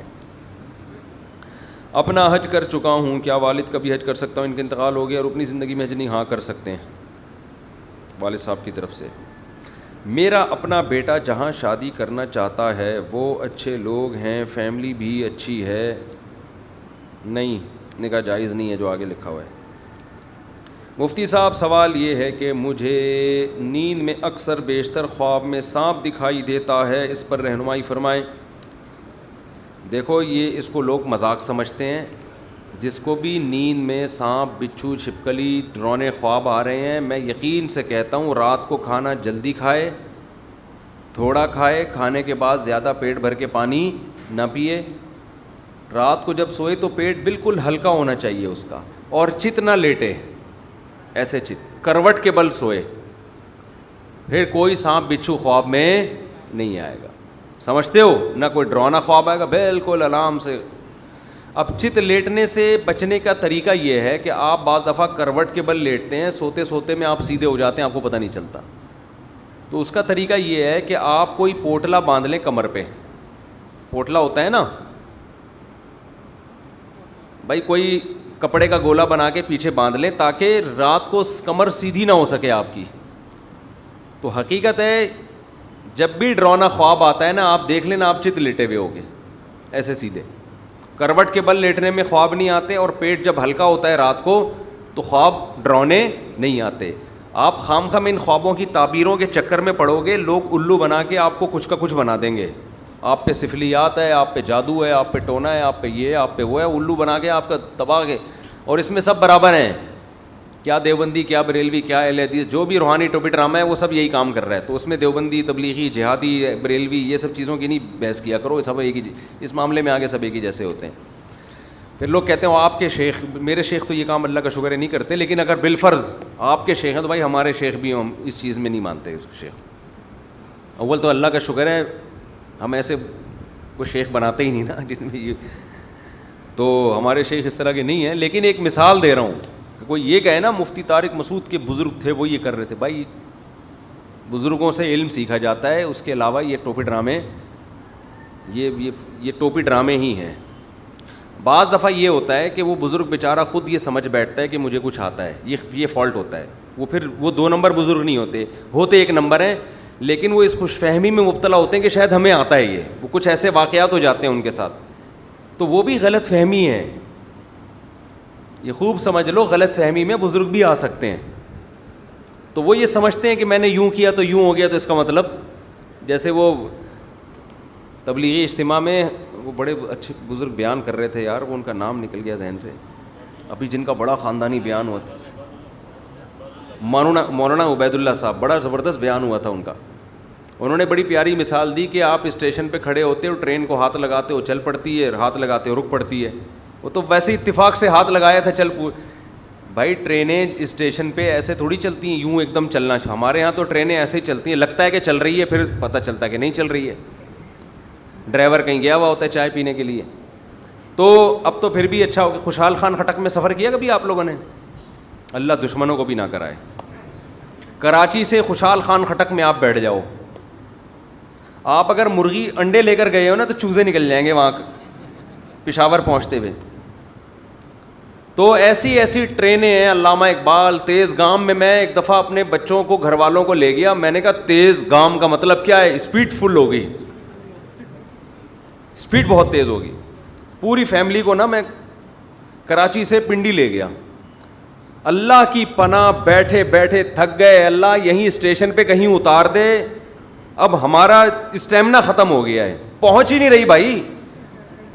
سورج نکل کے غروب ہو کے دوبارہ نکل کے غروب ہو رہا ہے. تھک گئے ہم بیٹھے بیٹھے نا. تو کچھ درمیان میں حالات ٹرینوں کے, کراچی لاہور والا جو سیٹ اپ ہے تھوڑا بہتر ہوا تھا, آپ کا پتہ نہیں, میرا خیال ہے ابھی شاید وہی ہو گیا.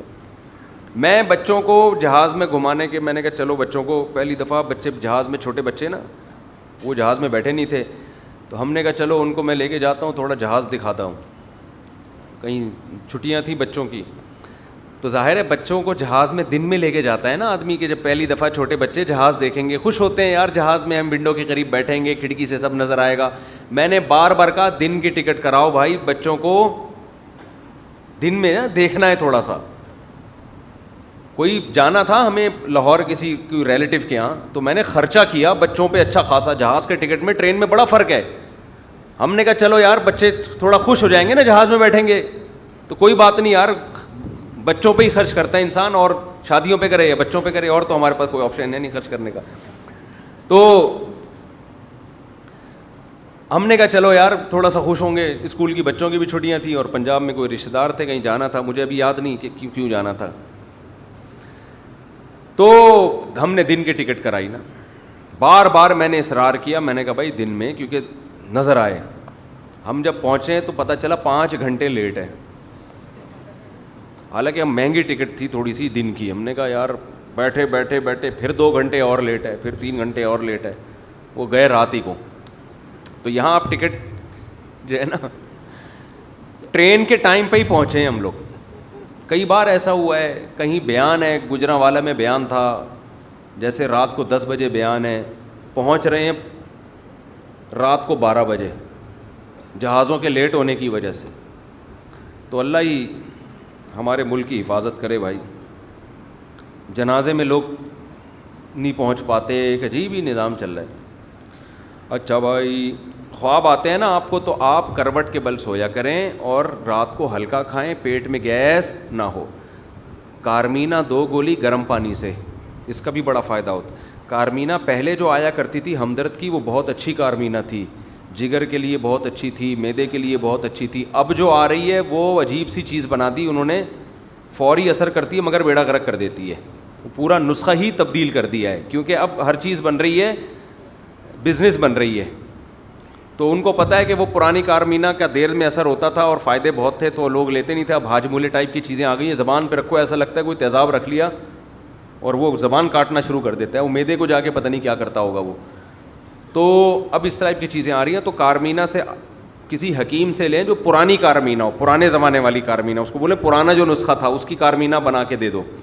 تو وہ 2 گولی آپ کھانے کے بعد گرم پانی سے پئیں گے, انشاءاللہ جن چڑیل بھوت آپ کے بھاگ جائیں گے. اس سے ہاضمہ بہت اچھا ہو جاتا ہے, رات کو آرام سے سو جاؤ گے, تمیز سے چڑیل نہیں آئے گی.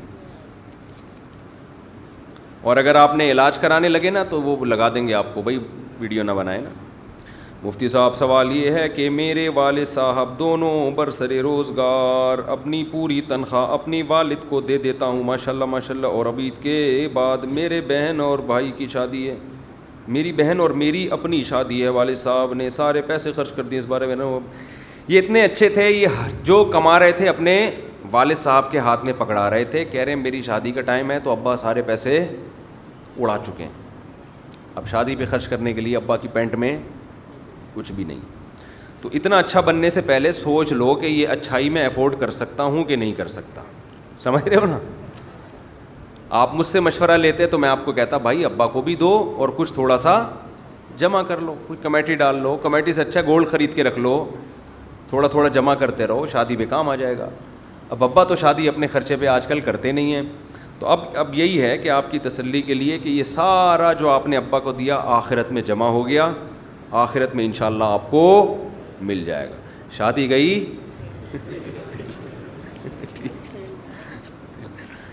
مفتی صاحب جو سونا استعمال میں رکھتے ہیں کیا ان پر بھی زکوٰۃ دینی ہوگی؟ جی ہاں, اس پر بھی زکوٰۃ واجب ہے. استعمال شدہ سونے پر نبی صلی اللہ علیہ وسلم کے پاس ایک خاتون آئی, ان کے ہاتھ میں سونے کا کڑا تھا. آپ نے فرمایا کیا اس کی زکوٰۃ دیتی ہو؟ انہوں نے کہا نہیں. فرمایا کیا تم یہ چاہتی ہو اس کے بدلے اللہ تمہیں آگ کے کنگن پہنائے قیامت میں؟ تو وہ تو ان کے استعمال میں ہی تھا نا, ہاتھ میں جو پہنا ہوا تھا, تو اس لیے زیور استعمال کا اس میں بھی زکوٰۃ لازم ہے. سیاسی سوال.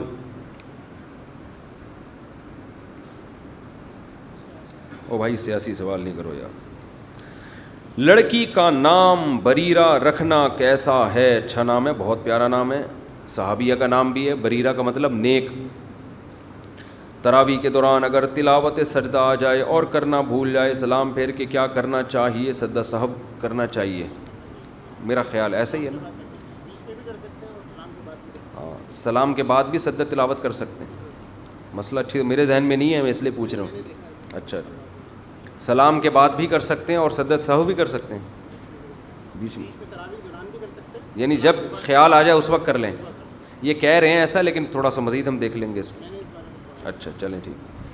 مفتی صاحب میرا سوال یہ ہے کہ استنجا کرتے ہوئے پیشاب کے چھینٹیں جسم پر لگ جائیں, جو جسم کے اس حصے کو پانی ڈال کر دھونا چاہیے, پھر غسل کرنا لازمی ہے؟ بس اتنا حصہ دھو لیں, پورا غسل لازمی نہیں ہے بھائی, سارا دن یہی کرتا رہے گا بیٹھ کے. دوسرا سوال یہ کہ روزے کے اندر ٹوتھ پیسٹ یا برش کرنا درست ہے؟ ٹوتھ پیسٹ کرنا مکروہ ہے, ناپسندیدہ ہے. مسواک کرنا تو نہ صرف جائز بلکہ سنت ہے. لوگ اس پہ کہتے ہیں کہ ٹوتھ پیسٹ کرنا مکروہ ہے, اس کی کیا دلیل ہے, حدیث میں کہاں ہے؟ یہ انسان کے پاگل ہونے کے لیے اتنا کافی ہے کہ ہر مسئلے پر حدیث کا مطالبہ شروع کر دے. سمجھ رہے ہو؟ میں یوٹیوب پہ دیکھتا ہوں نا, آج کل کے اسکالرز ہیں, جب حنفیوں پہ رد کرنا ہوتا ہے نا, بڑے دلیل سے کہیں گے کہ اس پر کوئی حدیث نہیں ہے, اور آگے جتنی باتیں کر رہے ہوں گے ان پہ 99% باتوں میں ان کے پاس کوئی حدیث نہیں ہوتی. عوام صرف نفسیات سے متاثر ہوتی ہے. سینکڑوں مسائل ایسے ہیں جن میں آپ کے پاس قرآن و حدیث سے کوئی واضح دلیل موجود نہیں ہے, بہت سارے مسائل ہیں. تو اب تو میں نے یہ طرز اختیار کیا ہے کہ بجائے ایک پاگل کو انسان جواب دینا, بہتر ہے کہ اس سے مطالبہ کرنا شروع کر دے. میں نے ایک سوال کیا تھا نا بہت عرصہ پہلے, یہ لوگ ہم سے بار بار پوچھتے ہیں کہ مرد اور عورت کی نماز میں فرق ہے, اس پر کوئی دلیل پیش کرو, کہتے ہیں نا. تو میں کئی بار جواب دے چکا تھا, بھائی تواتر عملی ہے, اجماع ہے, پوری امت سے عملاً پریکٹیکلی یہ چیز ثابت ہے. جو چیز عملاً متواتر ہو اس پر حدیث کا الگ سے مطالبہ نہیں کیا جاتا. عملاً ایک چیز سینہ بسینہ چلی آ رہی ہے, تبھی چاروں امام اس پر متفق ہیں. امام مالک جو تبع تابعین کے دور کے, امام ابو حنیفہ جو تابعین کے دور کے, امام شافعی جو امام مالک کے شاگرد, امام احمد جو امام شافعی کے شاگرد, اور امام بخاری کے استاذ. کتنا پرانا دور ہے, یہ چاروں اس پر متفق ہیں کہ عورت سمٹ کے نماز پڑھے گی.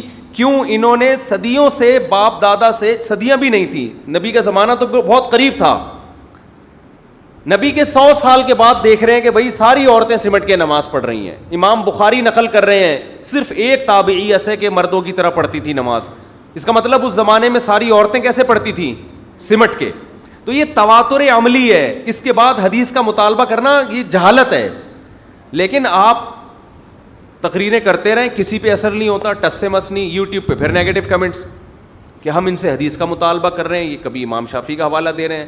تو میں نے پھر سوال کرنا شروع کیا کہ میں نے کہا اچھا آپ کو اتنا شوق ہے حدیث کا, ان حوالے کا, ہم تو آپ کو تواتر عملی پیش کر رہے ہیں نا, سینہ بسینہ. یہ تواتر عملی جو ہے نا یہ قولی حدیث سے زیادہ اسٹرانگ ہے, اس کی ویلیو شریعت میں زیادہ ہے, کیونکہ قرآن کا قرآن ہونا بھی اسی اجماع سے ثابت ہے. اجماع بہت بڑی دلیل ہوتی ہے, تو لوگ نہیں مان رہے. تو اب ہم نے پھر یہ مطالبہ کرنا شروع کیا, اچھا آپ بھی کچھ مسائل ایسے ہیں جن میں آپ کے پاس کوئی حدیث نہیں ہے سوائے تواتر عملی کی. مثال کے طور پر عورت صفا اور مروہ میں دوڑے گی نہیں بلکہ چلے گی. آپ کیوں یہ فتویٰ دیتے ہیں کہ چلے گی دوڑے گی نہیں؟ حالانکہ جس نبی نے یہ فرمایا کہ ایسے نماز پڑھو جیسے میں پڑھتا ہوں, اسی نبی نے یہ بھی تو فرمایا جیسے میں حج کیا کرتا ہوں ایسے حج کرو, خذوا عنی مناسککم, جیسے میں نے حج کیا ویسے کرو. تو نبی نے جب حج کیا ہے آپ صفا مروہ پہ دوڑے ہیں, چلے نہیں ہیں, تو آپ لیڈیز کو یہ کیوں نہیں کہتے کہ نبی تمہارے لیے بھی نبی ہیں, جب وہ دوڑے ہیں تو تم کیوں نہیں دوڑتی؟ نہیں, یہی بات میرا خیال ہے. یہ سوال میں گھما رہا ہوں, کسی کے پاس اس کا جواب نہیں ہے. بس وہی گھما گھما کے نا جاہلوں کی طرح انہی اعتراضات کو گھماتے ہیں. پھر ہمیں کہتے ہیں کہ آپ لوگ اختلافی مسائل میں شدت کرتے ہو. ہم تھوڑی شدت کرتے ہیں اختلافی مسائل میں. آپ یہ کہہ دیتے ہماری رائے یہ ہے کہ عورتیں مردوں کی طرح نماز پڑھیں گی, بس. یہ نہ کہو کہ حنفی جو کرتے ہیں وہ امام ابو حنیفہ کے پیچھے چلتے ہیں, اور یہ دیوبندی علماء اور یہ بریلوی علماء اور یہ بر صغیر کے یہ اپنی چورن بیچ رہے ہیں, اپنی دکانیں بیچ رہے ہیں. تو تمیز تو آپ کے پاس نہیں ہے, آپ اپنی رائے پیش کر دو, آپ دوسرے پہ طنز کیوں کرتے ہو؟ لیکن آپ جتنے اختلافی مسائل آپ یوٹیوب پہ نظر آئیں گے, اپنی رائے پیش کرنے میں اتنا ٹائم نہیں لگے گا جتنا دوسرے میں طنز کرنے میں لگ رہا ہوگا. اور کمال کی بات یہ کہ یہ طنز کرتے ہوئے, خوب سنو یہ میں کیا کہہ رہا ہوں, طنز کرتے ہوئے دیوبندیوں کو ہائی لائٹ کرتے ہیں. دیوبندی ایسے, حالانکہ ہائی لائٹ کرو امام ابو حنیفہ کو, امام شافعی کو, امام احمد کو, امام مالک کو, کہ انہوں نے قرآن و حدیث کے خلاف فتویٰ دیا ہے کہ عورت سمٹ کے نماز پڑھے گی. ان پہ کیچڑ نہیں اچھالتے, سارا نزلہ کس پہ گراتے ہیں؟ دیوبندیوں کا نام لیتے ہیں. اس کا مطلب تمہیں ٹھڑک دیوبندیوں سے ہے, ورنہ اختلاف تو امام ابو حنیفہ نے کیا ہے, امام شافعی نے, امام مالک نے, امام احمد نے کیا ہے. انہوں نے کہا کہ عورت سمٹ کے نماز پڑھے گی, ان کو کیوں نہیں کہتے قرآن حدیث کے خلاف فتویٰ دے رہے ہو؟ اس سے پتہ چلتا ہے کہ ان کا مقصد حق کا پرچار نہیں ہے, اپنے چورن بیچنے ہیں, اپنی دکانیں چلانا ہے. المحنت علی المفنت کے عقیدوں کو کہتے ہیں دیوبندیوں کے عقیدے, حالانکہ المحنت میں جتنے عقیدے لکھے ہوئے دیوبندیوں کے نہیں ہیں. صدیوں سے اسلاف سے متواتر یہ عقیدے نقل ہوتے چلے آ رہے ہیں. تو آپ ان اسلاف کا نام لے کے کہو نا یہ ان کے عقیدے خراب تھے, ان پہ طنز نہیں کرتے. نام کس کا لیا جاتا ہے؟ دیوبندی. ایسے میں جب المحنت المفنت کو ڈیفائن کرنے گیا تھا, جو کتابوں کا بورا, اس میں یہ بتانے گیا تھا یہ عقیدے اجماع امت سے ثابت ہیں, صدیوں سے چلے آ رہے ہیں, اور آپ ان عقیدوں کی کو ڈیفائن بھی غلط کر رہے ہو. ان کا وہ مطلب نہیں ہے جو آپ بیان کر رہے ہو, اور جو مطلب علماء بیان کرتے ہیں وہ علماء دیوبند کا نہیں, وہ سب کا ہے. تو جب آپ رد کرو تو ان پہ رد. ایک اور مثال دیتا ہوں, فضائل اعمال میں کرامتیں لکھی ہوئی ہیں, ان پہ کہتے ہیں شرک کی کتاب ہے, کہتے ہیں نا یہ لوگ, اور یہ ایسے اور یہ ایسے اور یہ ایسے. فضائل اعمال میں جو کرامتوں کے واقعات ہیں وہ کسی کتاب سے لیے گئے ہیں, اور جن کتابوں سے لیے ہیں ان کے مصنف بہت سے مصنفین بڑے بڑے محدثین ہیں. تو طنز ان محدثین پہ ہونا چاہیے, ان کو کچھ نہیں کہتے. طنز کس پہ کرتے ہیں؟ تبلیغی جماعت والوں پہ. اس کا مطلب آپ کا مقصد علمی اختلاف نہیں ہے, آپ کو ایک خاص جماعت سے آپ کو بیر ہے, آپ کو بغض ہے, اور آپ اپنا وہ بغض کبھی فضائل اعمال کے نام سے نکالتے ہو, کبھی عورتوں مردوں کی, کبھی 8 رکعت تراویح کے نام سے, کبھی کسی اور نام سے. لیبل آپ قرآن و سنت کا لگا رہے ہو, لیکن آپ کا مقصد ہے اپنے فرقے اور اپنے بابوں کو پروموٹ کرنا. تو میرا سوال یہ ہے کہ آپ بار بار ہم پہ ہر مسئلے پر حدیث مانگتے ہو, تو پہلی حدیث آپ کوئی پیش کرو. نبی نے فرمایا حج ایسے کرو جیسے میں نے کیا. آپ عورتوں کو کیوں کہتے ہو کہ صفا مروہ میں چلیں گی, دوڑیں گی نہیں؟ حالانکہ حضرت ابراہیم علیہ السلام کی زوجہ عورت تھی اور صفا مروہ میں چلی نہیں تھی بلکہ دوڑی تھی. ان کو ان کی سنت جب عورت پوری کرے گی تو اس پہ تو دوڑنا بنتا ہے. ہمارے پاس آسان جواب ہے, تواتر عملی. کیا جواب ہے بھائی؟ صدیوں سے اسلاف اسی طرح کرتے آ رہے ہیں, امت گمراہی پہ جمع نہیں ہو سکتی. پھر لوگوں نے نیچے کمنٹس کیے ہوتے ہیں کہ مفتی صاحب نے اتنی لمبی تقریر پیش کر دی, حدیث کوئی نہیں پیش کی. میں پڑھتا ہوں نا کمنٹس, یہ جو میں حدیث ہی تو پیش کر رہا ہوں کہ امت گمراہی پہ جمع نہیں ہو سکتی, یہ حدیث ہے. تو یہ میں کوئی کسی بزرگ کا قول تھوڑی پیش کر رہا ہوں. تو تواتر سے جو امت چلی آ رہی ہے ان میں عورتیں صفا مروہ پہ چلتی ہیں, دوڑتی نہیں ہیں. آج کوئی فلاسفر نئی صدی میں اٹھ کے یہ کہہ سکتا ہے, فتویٰ دے سکتا ہے, چاہے عرب میں ہو, چاہے عجم میں ہو, چاہے سلفی ہو, چاہے دیوبندی ہو, چاہے بریلوی ہو, کوئی بھی اٹھ کے فتویٰ دے دے عورتیں دوڑیں گی. تو ہو سکتا ہے کچھ عورتیں دوڑنا شروع کر دیں. پھر ہم کہیں گے اس پر اجماع ہے کہ عورتیں نہیں دوڑیں گی. تو وہ جواب میں کہے اجماع کہاں ہے, کچھ عورتیں دوڑ رہی ہیں. تو ہم جواب کیا کہیں گے؟ یہ اب شروع ہوئی ہیں, پہلے نہیں تھی. جب ایک دفعہ اجماع قائم ہو جائے اس کی مخالفت جائز نہیں ہوتی. سمجھتے ہو؟ اسی طرح عورت لبیک آہستہ کہے گی حج میں, اونچی آواز سے نہیں کہے گی. نبی کا کوئی قول اس بارے میں ہمارے پاس موجود نہیں ہے. نبی نے زور سے لبیک کہا ہے, لیکن پھر بھی عورت کیسے لبیک کہے گی؟ آہستہ. کیوں؟ تواتر بولو عملی. تو اسی طرح یاد رکھو یہ جو 20 رکعت تراویح ہے یہ بھی تواتر عملی ہے. صدیوں تک پوری امت, صدیوں تک, 2-4 دن نہیں, صدیوں تک پوری امت اس پر جمع رہی ہے کہ 20 رکعت سے 1 رکعت بھی کم نہیں ہے. حرمین میں بھی لوگ سعودی عرب کی مثالیں دیتے ہیں نا کہ سعودی عرب میں ہر جگہ 8 ہوتی ہیں. اب ہوتی ہیں, پہلے نہیں ہوتی تھیں. وہاں کے اسکالرز نے چینج کیا اس کو. 150 سال 200 سال پرانا سعودی عرب اٹھا کے دیکھو, اپنے باپ داداؤں سے پوچھو, کہیں گے کہیں بھی 8 نہیں ہوتی تھی, نہ 10 ہوتی تھی, 20 ہوتی تھی, پوری دنیا میں ہوتی تھی. اب اگر سعودی عرب کوئی چینجنگ کر رہا ہے, ان کا اپنا مسئلہ ہے, ہم اس چینجنگ کو قبول نہیں کریں گے. پوری دنیا میں عورتیں سمٹ کے نماز پڑھا کرتی تھی, اب اگر کچھ اسکالرز آ گئے, انہوں نے کہا کہ نہیں بھائی اس پہ کوئی دلیل نہیں ہے, بھائی اجماع امت سب سے بڑی دلیل ہے. اب کوئی اسکالر آ کے اگر یہ فتویٰ دے دے کہ لبیک اونچی آواز سے کہنا ہے عورتوں نے بھی, ہم اس کے فتوے کو ایکسیپٹ نہیں کریں گے. وہ کہے حدیث دکھاؤ, ہم کہیں گے بھائی حدیث نہ آپ کے پاس ہے نہ ہمارے پاس ہے, یہ کیا ہے, عملاً تواتر ہے. ایسے ایک نہیں, دو نہیں, درجنوں مسائل ہیں جو صدیوں سے متواتر چلے آ رہے ہیں, ان پہ حدیث کا مطالبہ کرنا جہالت ہے. تو اب بعض علماء نے یہ لکھا کہ روزے میں ٹوتھ پیسٹ کا استعمال مکروہ ہے. نیچے لوگ کمنٹس کر رہے ہوتے ہیں, مذاق اڑا رہے ہوتے ہیں, کوئی دلیل نہیں ہے, حدیث میں تو مسواک کا بہت زیادہ تذکرہ ملتا ہے, تو کہاں لکھا ہوا ہے, تو ٹوتھ پیسٹ نبی کے دور میں تھا ہی نہیں, تو حدیث میں ملے گا کہاں سے کہ ٹوتھ پیسٹ کرنا مکروہ ہے. تو علماء استدلال کرتے ہیں, اخذ کرتے ہیں, اجتہاد کرتے ہیں. علماء نے اجتہاد کیا کہ حدیث میں روزے کی حالت میں غرارے کرنے سے منع کیا ہے, حالانکہ غرارہ کرنے سے روزہ ٹوٹتا نہیں ہے. منع کیوں کیا؟ خطرہ ہوتا ہے کہ پانی چلا جائے. اس سے پتہ چلتا ہے روزے میں ایسا کام کرنا جس سے خطرہ ہو جائے کہ روزہ ٹوٹ سکتا ہے, وہ کام روزے میں ناپسندیدہ اور مکروہ ہے. تو مسواک سے روزہ ٹوٹنے کا خطرہ نہیں ہوتا, ٹوتھ پیسٹ کا جھاگ بنتا ہے, اس میں امکان ہوتا ہے کہ وہ آپ کے حلق میں چلا جائے. اس امکان کی وجہ سے علماء نے کہا کہ ٹوتھ پیسٹ کرنا روزے میں کیا ہے, مکروہ ہے. اب اس پہ بخاری مسلم کا مطالبہ کرنا یہ آپ کے پاگل ہونے کی دلیل ہے, سمجھ رہے ہو, یہ اس کی علامت ہے کہ یہ پاگل ہو گیا. ایک یوٹیوبر ہیں, وہ ان کا کام ہے سلفیوں کو ڈیفائن کرنا. ایک یوٹیوبر ہیں, نئے آئے ہیں, چھوٹی چھوٹی داڑھی ہے ان کی. بن باز رحمہ اللہ نے یہ فرمایا, شیخ صالح العثیمین رحمہ اللہ نے یہ فرمایا, پھر ہر سعودی عالم کو ڈیفائن. میں بھی مانتا ہوں بن باز رحمہ اللہ بڑے بزرگ تھے, ہمارے لیے قابل احترام. شیخ صالح العثیمین بھی. یہ ہمیں کہتے ہیں کہ قرآن و سنت چھوڑ کے بزرگوں کے نام لیتے رہتے ہو. یہی کوئی دیوبندی کر رہا ہوتا نا, مورشلوی تھانوی رحمۃ اللہ علیہ نے یہ فرمایا, تو حاجی امداد اللہ مہاجر رحمۃ اللہ علیہ نے فرمایا, تو فوراً کیا کہتے ہیں یہ لوگ شخصیت پرست ہیں. لیکن خود صبح و شام بن باز نے یہ فرمایا, العثیمین نے یہ فرمایا, بن باز نے یہ فرمایا, العثیمین نے یہ فرمایا, ان کا یہ فتویٰ ہے. یہ کام جب آپ کا, میری نظر میں تو کسی بھی عالم کا نام احترام سے لیں, اس کا قول نقل کر دیں, کوئی غلط بات نہیں ہے. لیکن دوسرا کر رہا ہوگا تو شخصیت پرست ہے. خود صبح سے شام کیا کر رہے ہوتے ہیں.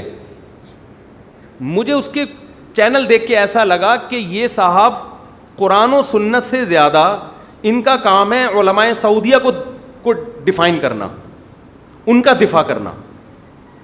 اور کمال کی بات ہے, علماء سعودیہ کا جو فتویٰ ان کے خلاف ہو اس میں کبھی ان پہ طنز کرنے میں وہ لب و لہجہ اختیار نہیں کرتے جو بر صغیر کے علماء کے خلاف لب و لہجہ اختیار کرتے ہیں. یعنی اگر یہاں ہندوستان کے کسی عالم نے فتویٰ دیا ہو جو ان کی رائے کے خلاف ہو تو فوراً طنزیہ لب و لہجہ ہوگا کہ ان کو کیا پتہ قرآن و حدیث کا.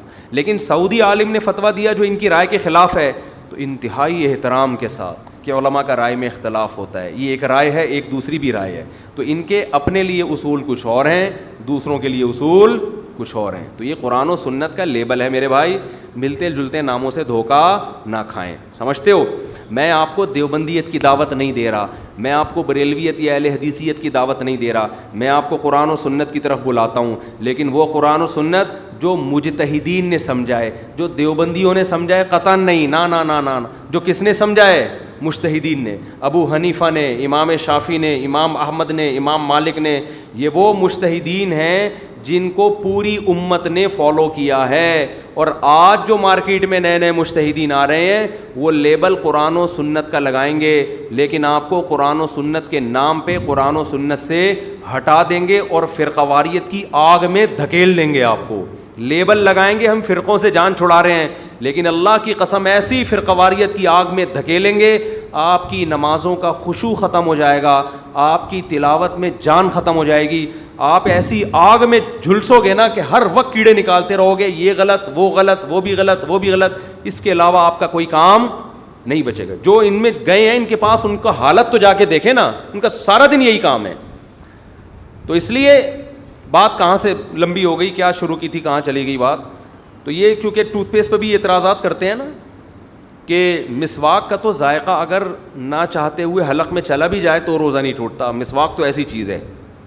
مسواک کے بارے میں فقہا کہتے ہیں کہ اگر آپ مسواک کر رہے تھے, غلطی سے حلق میں چلا گیا اس کا ذائقہ, جان کر نہ لے کے جائیں کہ روزے میں مسواک ہی کھانا شروع کر دیا آپ نے, چلو یار اور تو کچھ نہیں, تو اسی سے انجوائے کرو. اگر غلطی سے چلا بھی جائے تو فقہا کہتے ہیں چونکہ سنت ہے تو روزہ نہیں ٹوٹے گا اس سے. سمجھتے ہیں؟ اچھا بھائی جلدی جلدی اس کو ختم کریں. وقت شروع ہو جائے اور اذان نہ ہوئی ہو تو کیا نماز ہو جائے گی؟ جی ہاں ہو جائے گی. میری بیوی چھوٹی سی باتوں کی وجہ سے ناراض ہو کر امی ابو کے گھر چلی گئی تھی. اب وہ واپس آنا چاہ رہی ہے پر میرے ابو نے سختی سے منع کیا کہ وہ گھر پر کسی صورت میں نہیں آئے گی. ابو نے کہا ہے کہ اگر تم نے اپنی بیوی کو الگ گھر لے کر دو گے پھر ہمارا تم سے کوئی تعلق نہیں ہے. ابو کو سمجھائیں ابا ایسی باتیں نہ کرو یار, گھر بسانے والی بات کرو. بلا لیں, نہیں آتی تو الگ گھر لے لیں, پھر کیا کریں, سارے ہی الگ ہوئے تبھی تو اتنی آبادی دنیا میں پھیلی ہے. اگر آدم علیہ السلام اپنے سارے بچوں کو اپنے ساتھ ہی رکھتے شادیاں کر کے تو یہ اتنے سارے ملک دنیا میں بنتے. او بھائی آدم علیہ السلام کے بچے پیدا ہوتے, شادیاں کر کے وہیں رہتے, پھر ہم وہیں ہوتے. وہ ایک بہت بڑا کروڑوں یعنی سینکڑوں گز کا گھر ہوتا, بلکہ لاکھوں گز کا گھر ہوتا, سب وہیں رہ رہے ہوتے. اور کہتے یہ ہمارے آدم علیہ السلام کا کمرہ تھا, پھر یہ ہمارے 20ویں پش میں دادا کا, پھر پر دادا کا, تو سارے وہیں ہوتے. تو شادیاں ہوتی گئیں, بچے ہوتے گئے, الگ ہوتے گئے, پوری دنیا آباد ہو گئی.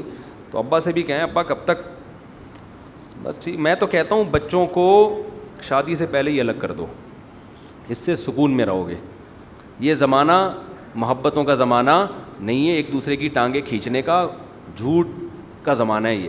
تو اس میں بہتر یہ ہے بچہ بالغ ہو, ابا شادی کرنی ہے, بیٹا پہلے گھر سے دفاؤ, اپنا گھر بنا, چاہے کرائے پہ لے چاہے ذاتی بنا, بہو اسی گھر میں آئے گی, اس گھر میں بہو کو قدم نہیں رکھنے دوں گا. آج کل کی بہویں کوئی افورڈ نہیں کر سکتا, بہت مشکل ہے بہو کو برداشت کرنا بھائی. آج کل وہ دور نہیں ہے, ہر آدمی نے ناک پہ مکھی بٹھائی ہوئی ہے. کسی کو ذرا سا کچھ کہہ دو, احترام گیا تیل لینے, کوئی احترام نہیں کرتا. باپ کا نہیں کرتے, سسر کا کہاں سے کریں گے؟ تو اس لیے بچہ بالغ ہو جائے, بولو بیٹا شادی تو کر, 4 کر لے, خرچہ تیرا ہوگا, گھر بھی تیرا ہوگا. ہاں رشتہ لینے جانا ہو مجھے بتا دینا, میں چلا جاؤں گا, بتا دوں گا, شریف آدمی ہے, کیونکہ باپ کی گواہی معتبر ہوتی ہے. بعض دفعہ ابا جا کے بول دیتا ہے بھائی, ایک بیٹے نے مجھے کہا کہ میرا رشتہ ہی نہیں ہو رہا. میں نے کہا کیوں؟ کہہ رہے یار جو رشتے والے آتے ہیں, میرے ابا اتنے سیدھے ہیں, ابا سے پوچھتے ہیں آپ کا بیٹا کیسا ہے, تو کہتے ہیں بھائی دیکھ لو کیسا ہے, تمہارے سامنے بیٹھا ہوا ہے. تو وہ ڈر جاتے ہیں, یار پتہ نہیں کیا کرتا ہے یہ نہیں منہ سے بولتے کہ نیک بچہ ہے. تو ابا کہہ رہے ہیں میں کیوں بولوں نیک ہے, بعد میں تیری شادی ہو گئی, کوئی مسئلے ہو گئے تو مجھے پکڑیں گے. تو بھائی یہ بول دو منہ سے اچھا بچہ ہے, نیک بچہ ہے, اتنا تو ذمہ داری لینی پڑتی ہے نا. تو وہ اتنے بھی سیدھا نہیں انسان کو ہونا چاہیے. تو اس لیے بچوں کو میری رائے ہے کہ الگ گھر, بولو بھائی بہو آئے گی, کیونکہ تم نہیں لڑو گے تمہاری بیوی لڑے گی. پھر اگر تم نے بڑا ظرف کر دیا یار بہو سے میں پردے نہیں کروں گا, آج کل بہویں نہیں پوچھتی ہیں, یہ ذہن میں رکھو. وہ پوچھ لے تو اس کی مرضی, نہیں پوچھے تو آپ اس کو سیدھا کر ہی نہیں سکتے, ناممکن ہے. الا ماشاء اللہ, اللہ اپنی قدرت سے کر دے, کوئی نہیں ٹھیک ہوتا. آج کل بڑے پخروٹی قسم کی مخلوق پیدا ہو رہی ہے بھائی, بہت ہی ڈھیٹ قسم کے. آپ سمجھاؤ مانتے ہو, الٹا ہر چیز کو نیگیٹو لے جاتے ہیں. تو آپ نے بڑا ظرف کر لیا کہ یار چلو بہو اور میرا بیٹا اس کمرے میں رہ لیں گے, جیسے مرضی رہیں, مجھے بس میرے بیسک حقوق چاہیے. آپ نے دل بڑا کر لیا, ہو سکتا ہے آپ کی بیوی نہ کرے. آپ کی بیوی پھر بہو کی باتیں آپ کے کان میں بھرے گی, وہ ایسے کر رہی تھی, آپ گھر میں بیٹھے بیٹھے نا آگ بگولے ہوتے رہو گے, میرا بیٹا تو جورو کا غلام بن گیا ہے. دوسری طرف کی بات سنو گے نہیں آپ, ایک پکا کے آپ کی زندگی عذاب میں مبتلا ہو جائے گی. بہتر یہی ہے کہ اپنے بچوں میں دل بہلاؤ, اور جب بیٹوں کی شادی ہو بولو بھائی الگ ہو. ہاں ان کو بولو جب پوتا ہو جائے نا, وہ لا کے میری گود میں پکڑا دینا. پوتوں سے دل بہلاؤ, نواسوں سے دل بہلاؤ, اس میں مزہ ہے. وہ وفا کریں گے آپ کے ساتھ, سمجھتے ہو, وہ آپ کے ساتھ وفا کریں گے. تو پھر الگ الگ رکھو, پھر جا کے بیٹے سے ملنے چلے جایا کرو. آپ کو چائے کا پوچھ لے بہو تو اچھی بات ہے, نہیں پوچھے تو آپ کا گھر ہے بھائی. آپ کی تو ویسے ہی 4 بیویاں آپ نے رکھی ہوئی ہیں, بہت ہیں لوگ پوچھنے کے لیے. آپ کو فوکس کرو اس چیز کو, ٹھیک ہے نا, تو پھر زندگی اچھی گزرے گی. کسی کے ٹکڑوں کے محتاج نہیں رہو گے, اپنی اولادیں اتنی ہو جائیں گی. اور جب اتنے بیٹے ہوں گے تو ایک آدھ بہو تو خدمت والی نکل ہی جائے گی نا, ایک آدھ ایسی ہوگی جو ویسے ہی آپ کی بیٹیوں سے زیادہ خدمت کر لے گی, تو ایک آدھ نکل آئے گی. ایک آدھ ہی بیٹا ہوا تو پھر ایک ہی انڈا وہ بھی گندا اس کا بڑا مسئلہ ہے. اچھا میرے بھائی, ایک لڑکا جس کو 10 دن کے اعتکاف میں بیٹھنا ہے, جب اس کے گھر والے 3 دن سے اعتکاف کے, ابے پتہ نہیں اردو کی رائٹنگیں اتنی گندی ہو گئی ہیں, کیا کیڑے مکوڑے بنا کے لاتے ہیں لوگ یار.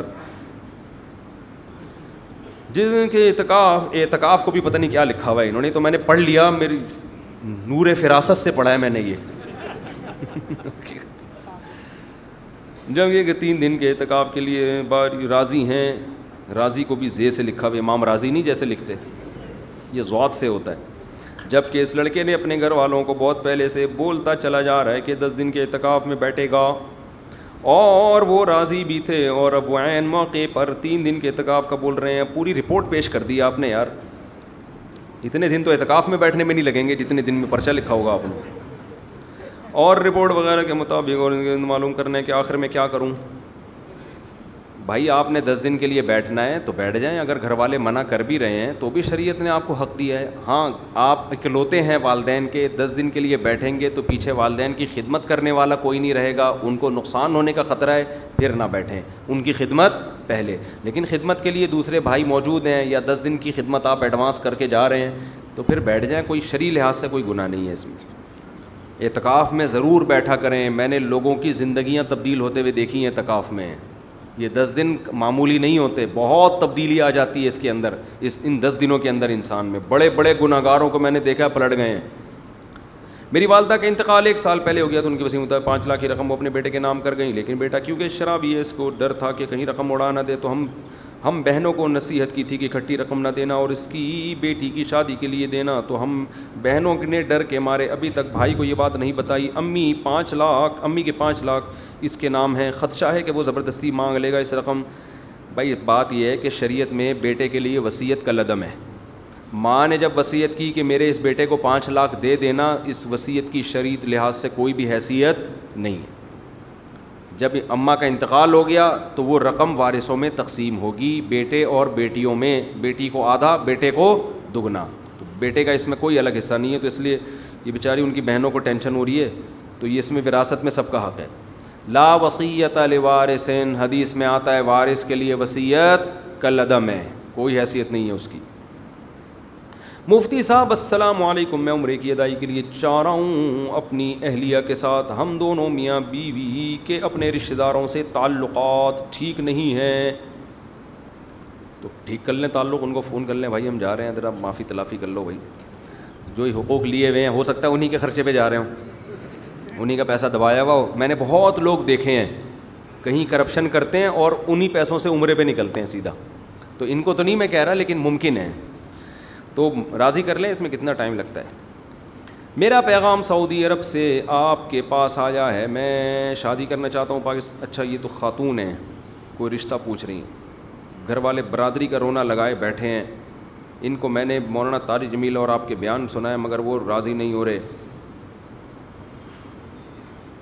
کسی سے انہوں نے کو نکاح کرنا ہے, گھر والے وہاں راضی نہیں ہو رہے. تو بھائی اس بات پر بھائی گھر والے راضی نہیں ہو رہے تو کر لیں راضی ان کو, پھر بھی نہیں ہو رہے تو پھر کر لیں شادی.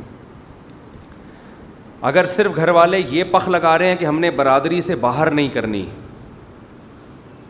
تو یہ پخ تو بالکل فضول ہے.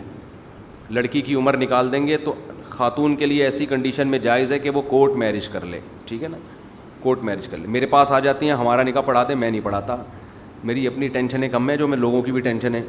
تھوڑے دن میں اس کے ابا آ جائیں گے, تم نے بھگوایا اس کو, تم نے فلانے سے, وہ لوگ پھر الزامات لگاتے ہیں کہ تم نے جو ہے نا وہ اس کو ترغیب دی ہے کہ بھاگ کے فلاں سے نکاح کر لے. تو جب کورٹ ہے تو عدالت سے کرو سیدھا سیدھا نکاح. تو شروع میں بہت ہوتا تھا, لوگ نا میرے پاس آ جاتے تھے آپ پڑھائیں نکاح, تو میں کہتا تھا بھائی میں تمہیں جانتا نہیں ہوں, تم نے اس لڑکی کو بیوقوف بنایا ہے, یا صحیح آدمی ہو 1 نمبر ہو 2 نمبر ہو, مجھے کیا پتا بھائی, تو جانا ہے تو کورٹ میں جاؤ, عدالت میں جاؤ. لڑکا نالائق کتنا ہے, کورٹ میں خرچہ ہو رہا ہے, وہاں جانے کے لیے تیار نہیں ہے. کورٹ میں نکاح رجسٹرڈ ہو رہا ہے, اس لیے نہیں. تو میں لڑکی سے کہتا تھا کہ یہ ابھی تمہارے لیے ٹینشن اٹھانے کے لیے تیار نہیں ہے, بعد میں تمہیں کیسے رکھے گا. یہ نہیں آئی بات سمجھ میں. یہ چاہ رہا ہے کوئی پیپر ہی نہ ہو, بس خالی پیلی کا نکاح ہو, وسیم اور ستار کے علاوہ کسی کو پتہ ہی نہ ہو. اس میں لڑکا 2 نمبری کرتا ہے, بعد میں جب پکڑا جائے گا فوراً 2 منٹ میں طلاق دے دے گا اور بولے گا میرا تو اس سے کوئی تعلق ہی نہیں ہے. ڈاکومنٹ تو ہونا اس کے کوئی, تو کورٹ ڈاکومنٹ بنا کے دے دیتی ہے, اور اتنے پکے ڈاکومنٹ ہوتے ہیں کورٹ کے, وہ کوئی چیلنج ہی نہیں کر سکتا. تو ہم بھی بناتے ہیں ڈاکومنٹ, اس کو بھی کوئی نہیں چیلنج کر سکتا, لیکن ہمیں تو چیلنج کرے گا نا کہ اس کا ابا آگے تم نے پڑھایا کیوں نکاح. اور 2 نمبر بھی ہوتے ہیں لڑکے. تو ایسے بھاگم بھگوڑی والے جو نکاح کرنے ہیں نا میرے بھائی, آپ لوگوں نے اول تو کریں نہیں, تمیز سے کریں, لیکن بعض دفعہ مجبوری ہوتی ہے, مجبوری ہوتی ہے. ایسی مجبوری میں کورٹ کا راستہ اختیار کریں, عدالت کا. وہ ڈاکومنٹس دے گی آپ کو, لڑکی بھی سیو ہو جاتی ہے, لڑکا بعد میں مکر نہیں سکتا, اس کے پاس پیپر ہوتے ہیں. وہ کہتے ہیں بھائی میں اس کی بیوی ہوں, اب یہ بڑے گھنا بن کے مکر گیا کہ میں جانتا ہی نہیں اس لڑکی کو. تو بہت سارے مسائل ہوتے ہیں, اس لیے لڑکیوں کو میں کبھی یہ مشورہ نہیں دیتا. لیکن آپ کے رشتہ دار کہہ رہے ہیں برادری میں ہی کرنی ہے, برادری میں خامخواہ کی پخ لگائی ہوئی ہے, تو پھر آپ شادی کر سکتی ہیں جا کے کورٹ کے ذریعے.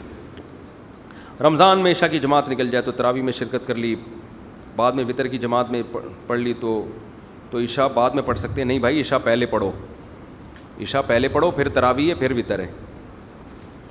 تراویح پہلے پڑھ لی, عشاء بعد میں پڑھی, تراویح نہیں ہوتی. مفتی صاحب میں روزے کی حالت میں, دیکھو یہ جو بعض لوگ روزے کی حالت میں گناہ کرتے ہیں, اپنے آپ کو خود سے ڈسچارج کر لیتے ہیں, یہ کبیرہ گناہ ہے. روزہ بھی ٹوٹ جائے گا لیکن اس سے کفارہ لازم نہیں ہوتا, صرف قضا لازم ہوتی ہے, کفارہ لازم نہیں ہوتا, لیکن یہ کبیرہ گناہ ہے روزے میں, خاص طور پہ روزے میں, اس لیے کہ اس سے تو روزہ بھی ٹوٹ رہا ہے نا. مفتی صاحب ایک سوال ہے, میں رمضان کے مہینے میں تراویح بھی پڑھاتا ہوں, روزے بھی رکھتا ہوں, قرآن کی تلاوت بھی کرتا ہوں, بد نظری سے بھی بچتا ہوں, ان کے ساتھ بھی وہی مسئلہ ہے بھائی آج کل.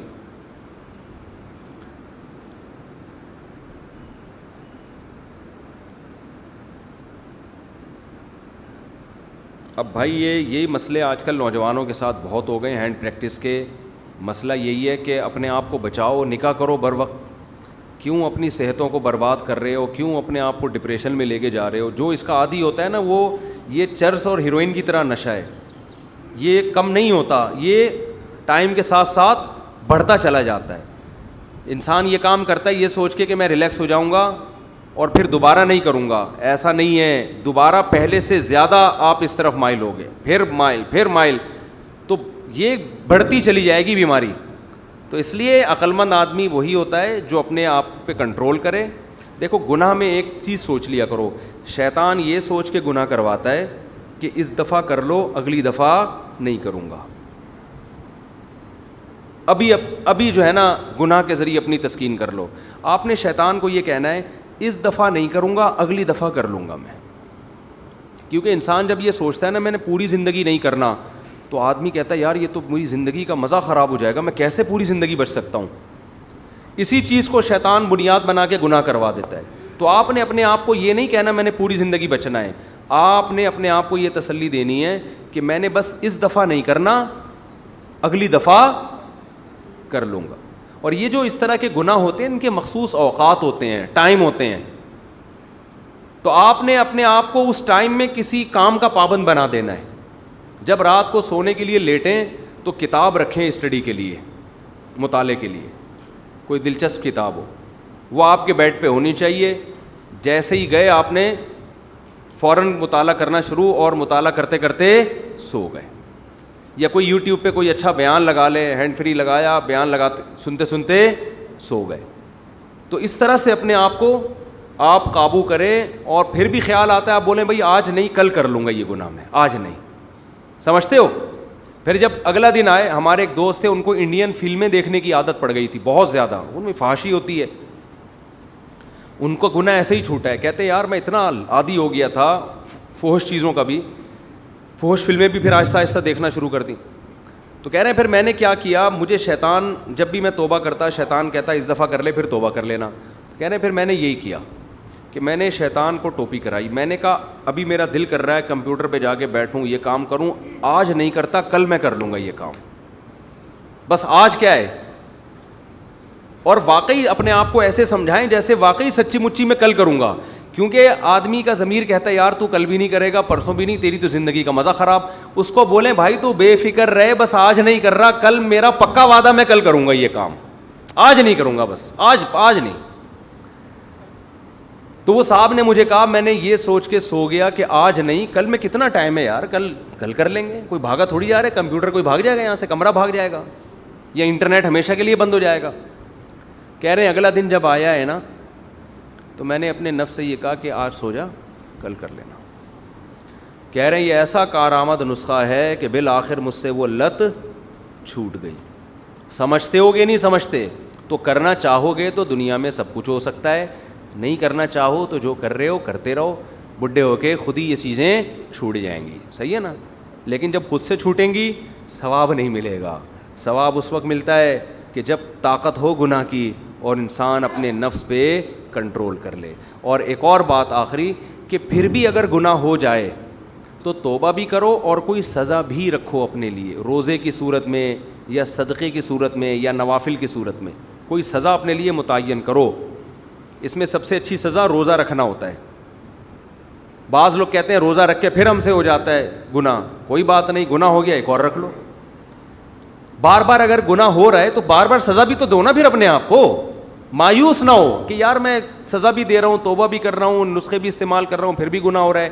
ابے تو لڑتا رہے آرام سے بیٹھ کے, ٹھیک ہے نا, تو فائٹ کرتا رہے.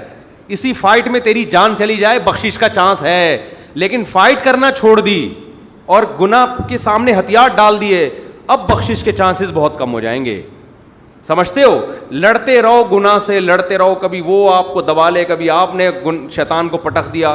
حضرت مجذوب رحمۃ اللہ علیہ کا بڑا اچھا شعر ہے نا, کہ نہ چت کر سکے نفس کے پہلواں کو, یعنی ہمارا جو نفس ہے نا, ہماری جو دلی خواہشات ہے, یہ پہلوان ہے. اگر تو اس کو پچھاڑ نہیں سکتا تو یوں ہاتھ پاؤں بھی ڈھیلے نہ ڈالے. پہلوان کو آپ پچھاڑ نہیں سکتے تو یہ تھوڑی کہ یوں کر کے اس کے سامنے جا کے کھڑے ہو جائیں گے, سر جہاں مکہ لگانا چاہیں آپ کے سامنے میں حاضر ہوں. یہ میری ناک ہے, یہاں ٹکانا چاہیں تو ناک آپ کے سامنے, اگر گال پہ ٹکانا چاہیں تو یہ گال آپ کے سامنے. ایسا تھوڑی کرتا ہے. ہم نے تو اپنے آپ کو خواہشات کے حوالے ایسے کر دیا ہے کہ خواہشات سے کہا ہے جو گناہ ہم سے آپ کروانا چاہتے ہیں آپ کے لیے خصوصی پیکیج ہے, جو مرضی کروا لو ہم سے, ہم اپنی خواہشات کے خلاف نہیں چلیں گے. ہم نے اپنے آپ کو ایسا بنا دیا ہے. تو حضرت مجذوب رحمۃ اللہ علیہ جو مولانا اشرف علی تھانوی کے مرید تھے, انہوں نے بڑا پیارا شعر کہا, نہ چت کر سکے نفس کے پہلواں کو تو یوں ہاتھ پاؤں بھی ڈھیلے نہ ڈالے. ٹھنی اس سے ہے دشمنی عمر بھر کی, کبھی وہ دبا لے کبھی تو دبا لے. چلو کبھی وہ حاوی آ جاتا تو کبھی تو بھی تو ایک آدھ پنچ تو لگا یار. سمجھ میں نہیں آ رہی میرا خیال. آپ کو جب رنگ میں اکھاڑے میں لا کے کھڑا کر دیا ہے, مقابلہ ہو رہا ہے, تو جتنا بھی بڑا پہلوان ہو دو چار مکے تو لگاتا ہے نا آدمی. چارلی چپلن کا ایک پروگرام دیکھ لو یوٹیوب پہ, وہ باکسنگ کے لیے اس کو لایا گیا کسی طاقتور کے سامنے, تو کیسا ہی فائٹ کی ہے اس نے. وہ پرانا تھا نا 1920 کا, بلیک اینڈ وائٹ آتے تھے اس زمانے میں. اب یوٹیوب پہ لوگ ویڈیو شیئر کر رہے ہیں تو پرانی چیزیں کھل رہی ہیں. تو اس کو ایک پاورفل کے سامنے لا کے کھڑا کر دیا. اب وہ بیچارہ کیا کرے. ٹھیک ہے, تو آپ اگر نہیں مکہ لگا سکتے تو بھائی کچھ تو ہلتا ہے نا, کچھ تو ہلو جلو, تو کچھ تو گناہ سے بچنے کی کوشش کرو. کبھی ایسا ہو کہ اس نے شیطان نے گناہ کروا لیا, کبھی شیطان کو بھی, کبھی آپ نے پٹخ دیا. اسی پھڈے میں بھی اگر زندگی گزر گئی تو بھی شاید اللہ کی رحمت غالب آ جائے اور بخشش ہو جائے کہ یہ لڑتا رہا ساری زندگی, کمپرومائز نہیں کیا اس نے. جیسے اپوزیشن کبھی حکومت سے کمپرومائز کرتی ہے. پاکستان میں کبھی ایسا ہوا کہ چلو اس دفعہ تم نے حکومت کی ہے, 5 سال ہم تمہیں چیک کرتے ہیں, تم کر کے دکھاؤ, اگر اچھا رزلٹ آیا تو اگلی دفعہ ہم بھی تمہیں سپورٹ کریں گے. کبھی ایسا ہوا؟ جیسے ہی کوئی صدر یا وزیر اعظم بنا اپوزیشن نے اسی دن سے اس کی ٹانگیں ناڑے کھینچنا شروع کر دی. تو کام کرے گا کون؟ جب کھینچا تانی میں ہی زندگی گزر جائے گی تو حکومت پراپر طریقے سے کرے گا کون میرے بھائی؟ تو بس یہی چلتا رہے گا, امام مہدی اسی میں آئیں گے. ٹھیک ہے نا.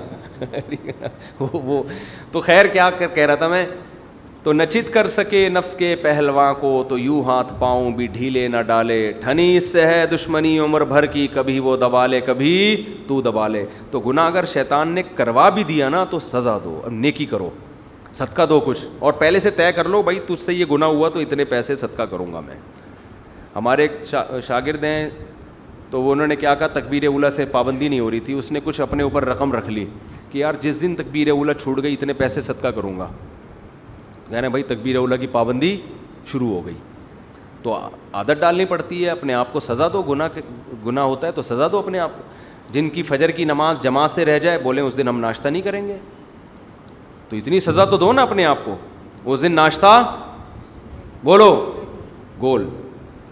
تو جب تکلیف ہوگی تھوڑی سی دوپہر کھانا کھا لو, ہم منع نہیں ہم نہیں کہہ رہے روزہ رکھ لو, ہم کہہ رہے اتنی سزا تو دو یار. صبح جماعت جا رہی ہے تو ناشتہ تو گول کرو نا. حضرت حکیم اختر صاحب رحمہ اللہ تعالیٰ فرمایا کرتے تھے کہ کس منہ سے اس خدا کی نعمتوں کو کھاتے ہو صبح ناشتے میں, جس خدا نے کہا کہ میرے سامنے سجدہ کرو. سجدہ کرتے ہوئے وہ رب یاد نہیں آیا اور پراٹھے کھاتے ہوئے اس کی نعمتیں استعمال کی جا رہی ہیں. تو غیرت کی بھی کچھ غیرت بھی کوئی چیز ہوتی ہے. جو خدا آج آپ جو خدا صبح ناشتے میں آپ کو مکھن پراٹھے چائے اور انڈے کھلا رہا ہے, اس خدا نے آپ سے کہا تھا کہ 2 رکعت میرے پاس آ کے سجدہ کر لو نماز میں. اس وقت تو پڑے ہوئے سو رہے تھے. تو فرماتے تھے منہ سے نوالا اترتا کیسے, جن کی فجر کی نماز رہ جاتی ہے وہ ناشتہ کرتے کیسے ہیں. تو ناشتہ گول کیا کرو جس دن فجر رہ جائے. تو سزا دیں گے تو انشاءاللہ گناہ آہستہ آہستہ چھوٹ جائے گا. سبحانک اللہم و بحمدک نشہد ان لا الہ الا انت نستغفرک و نتوب الیک.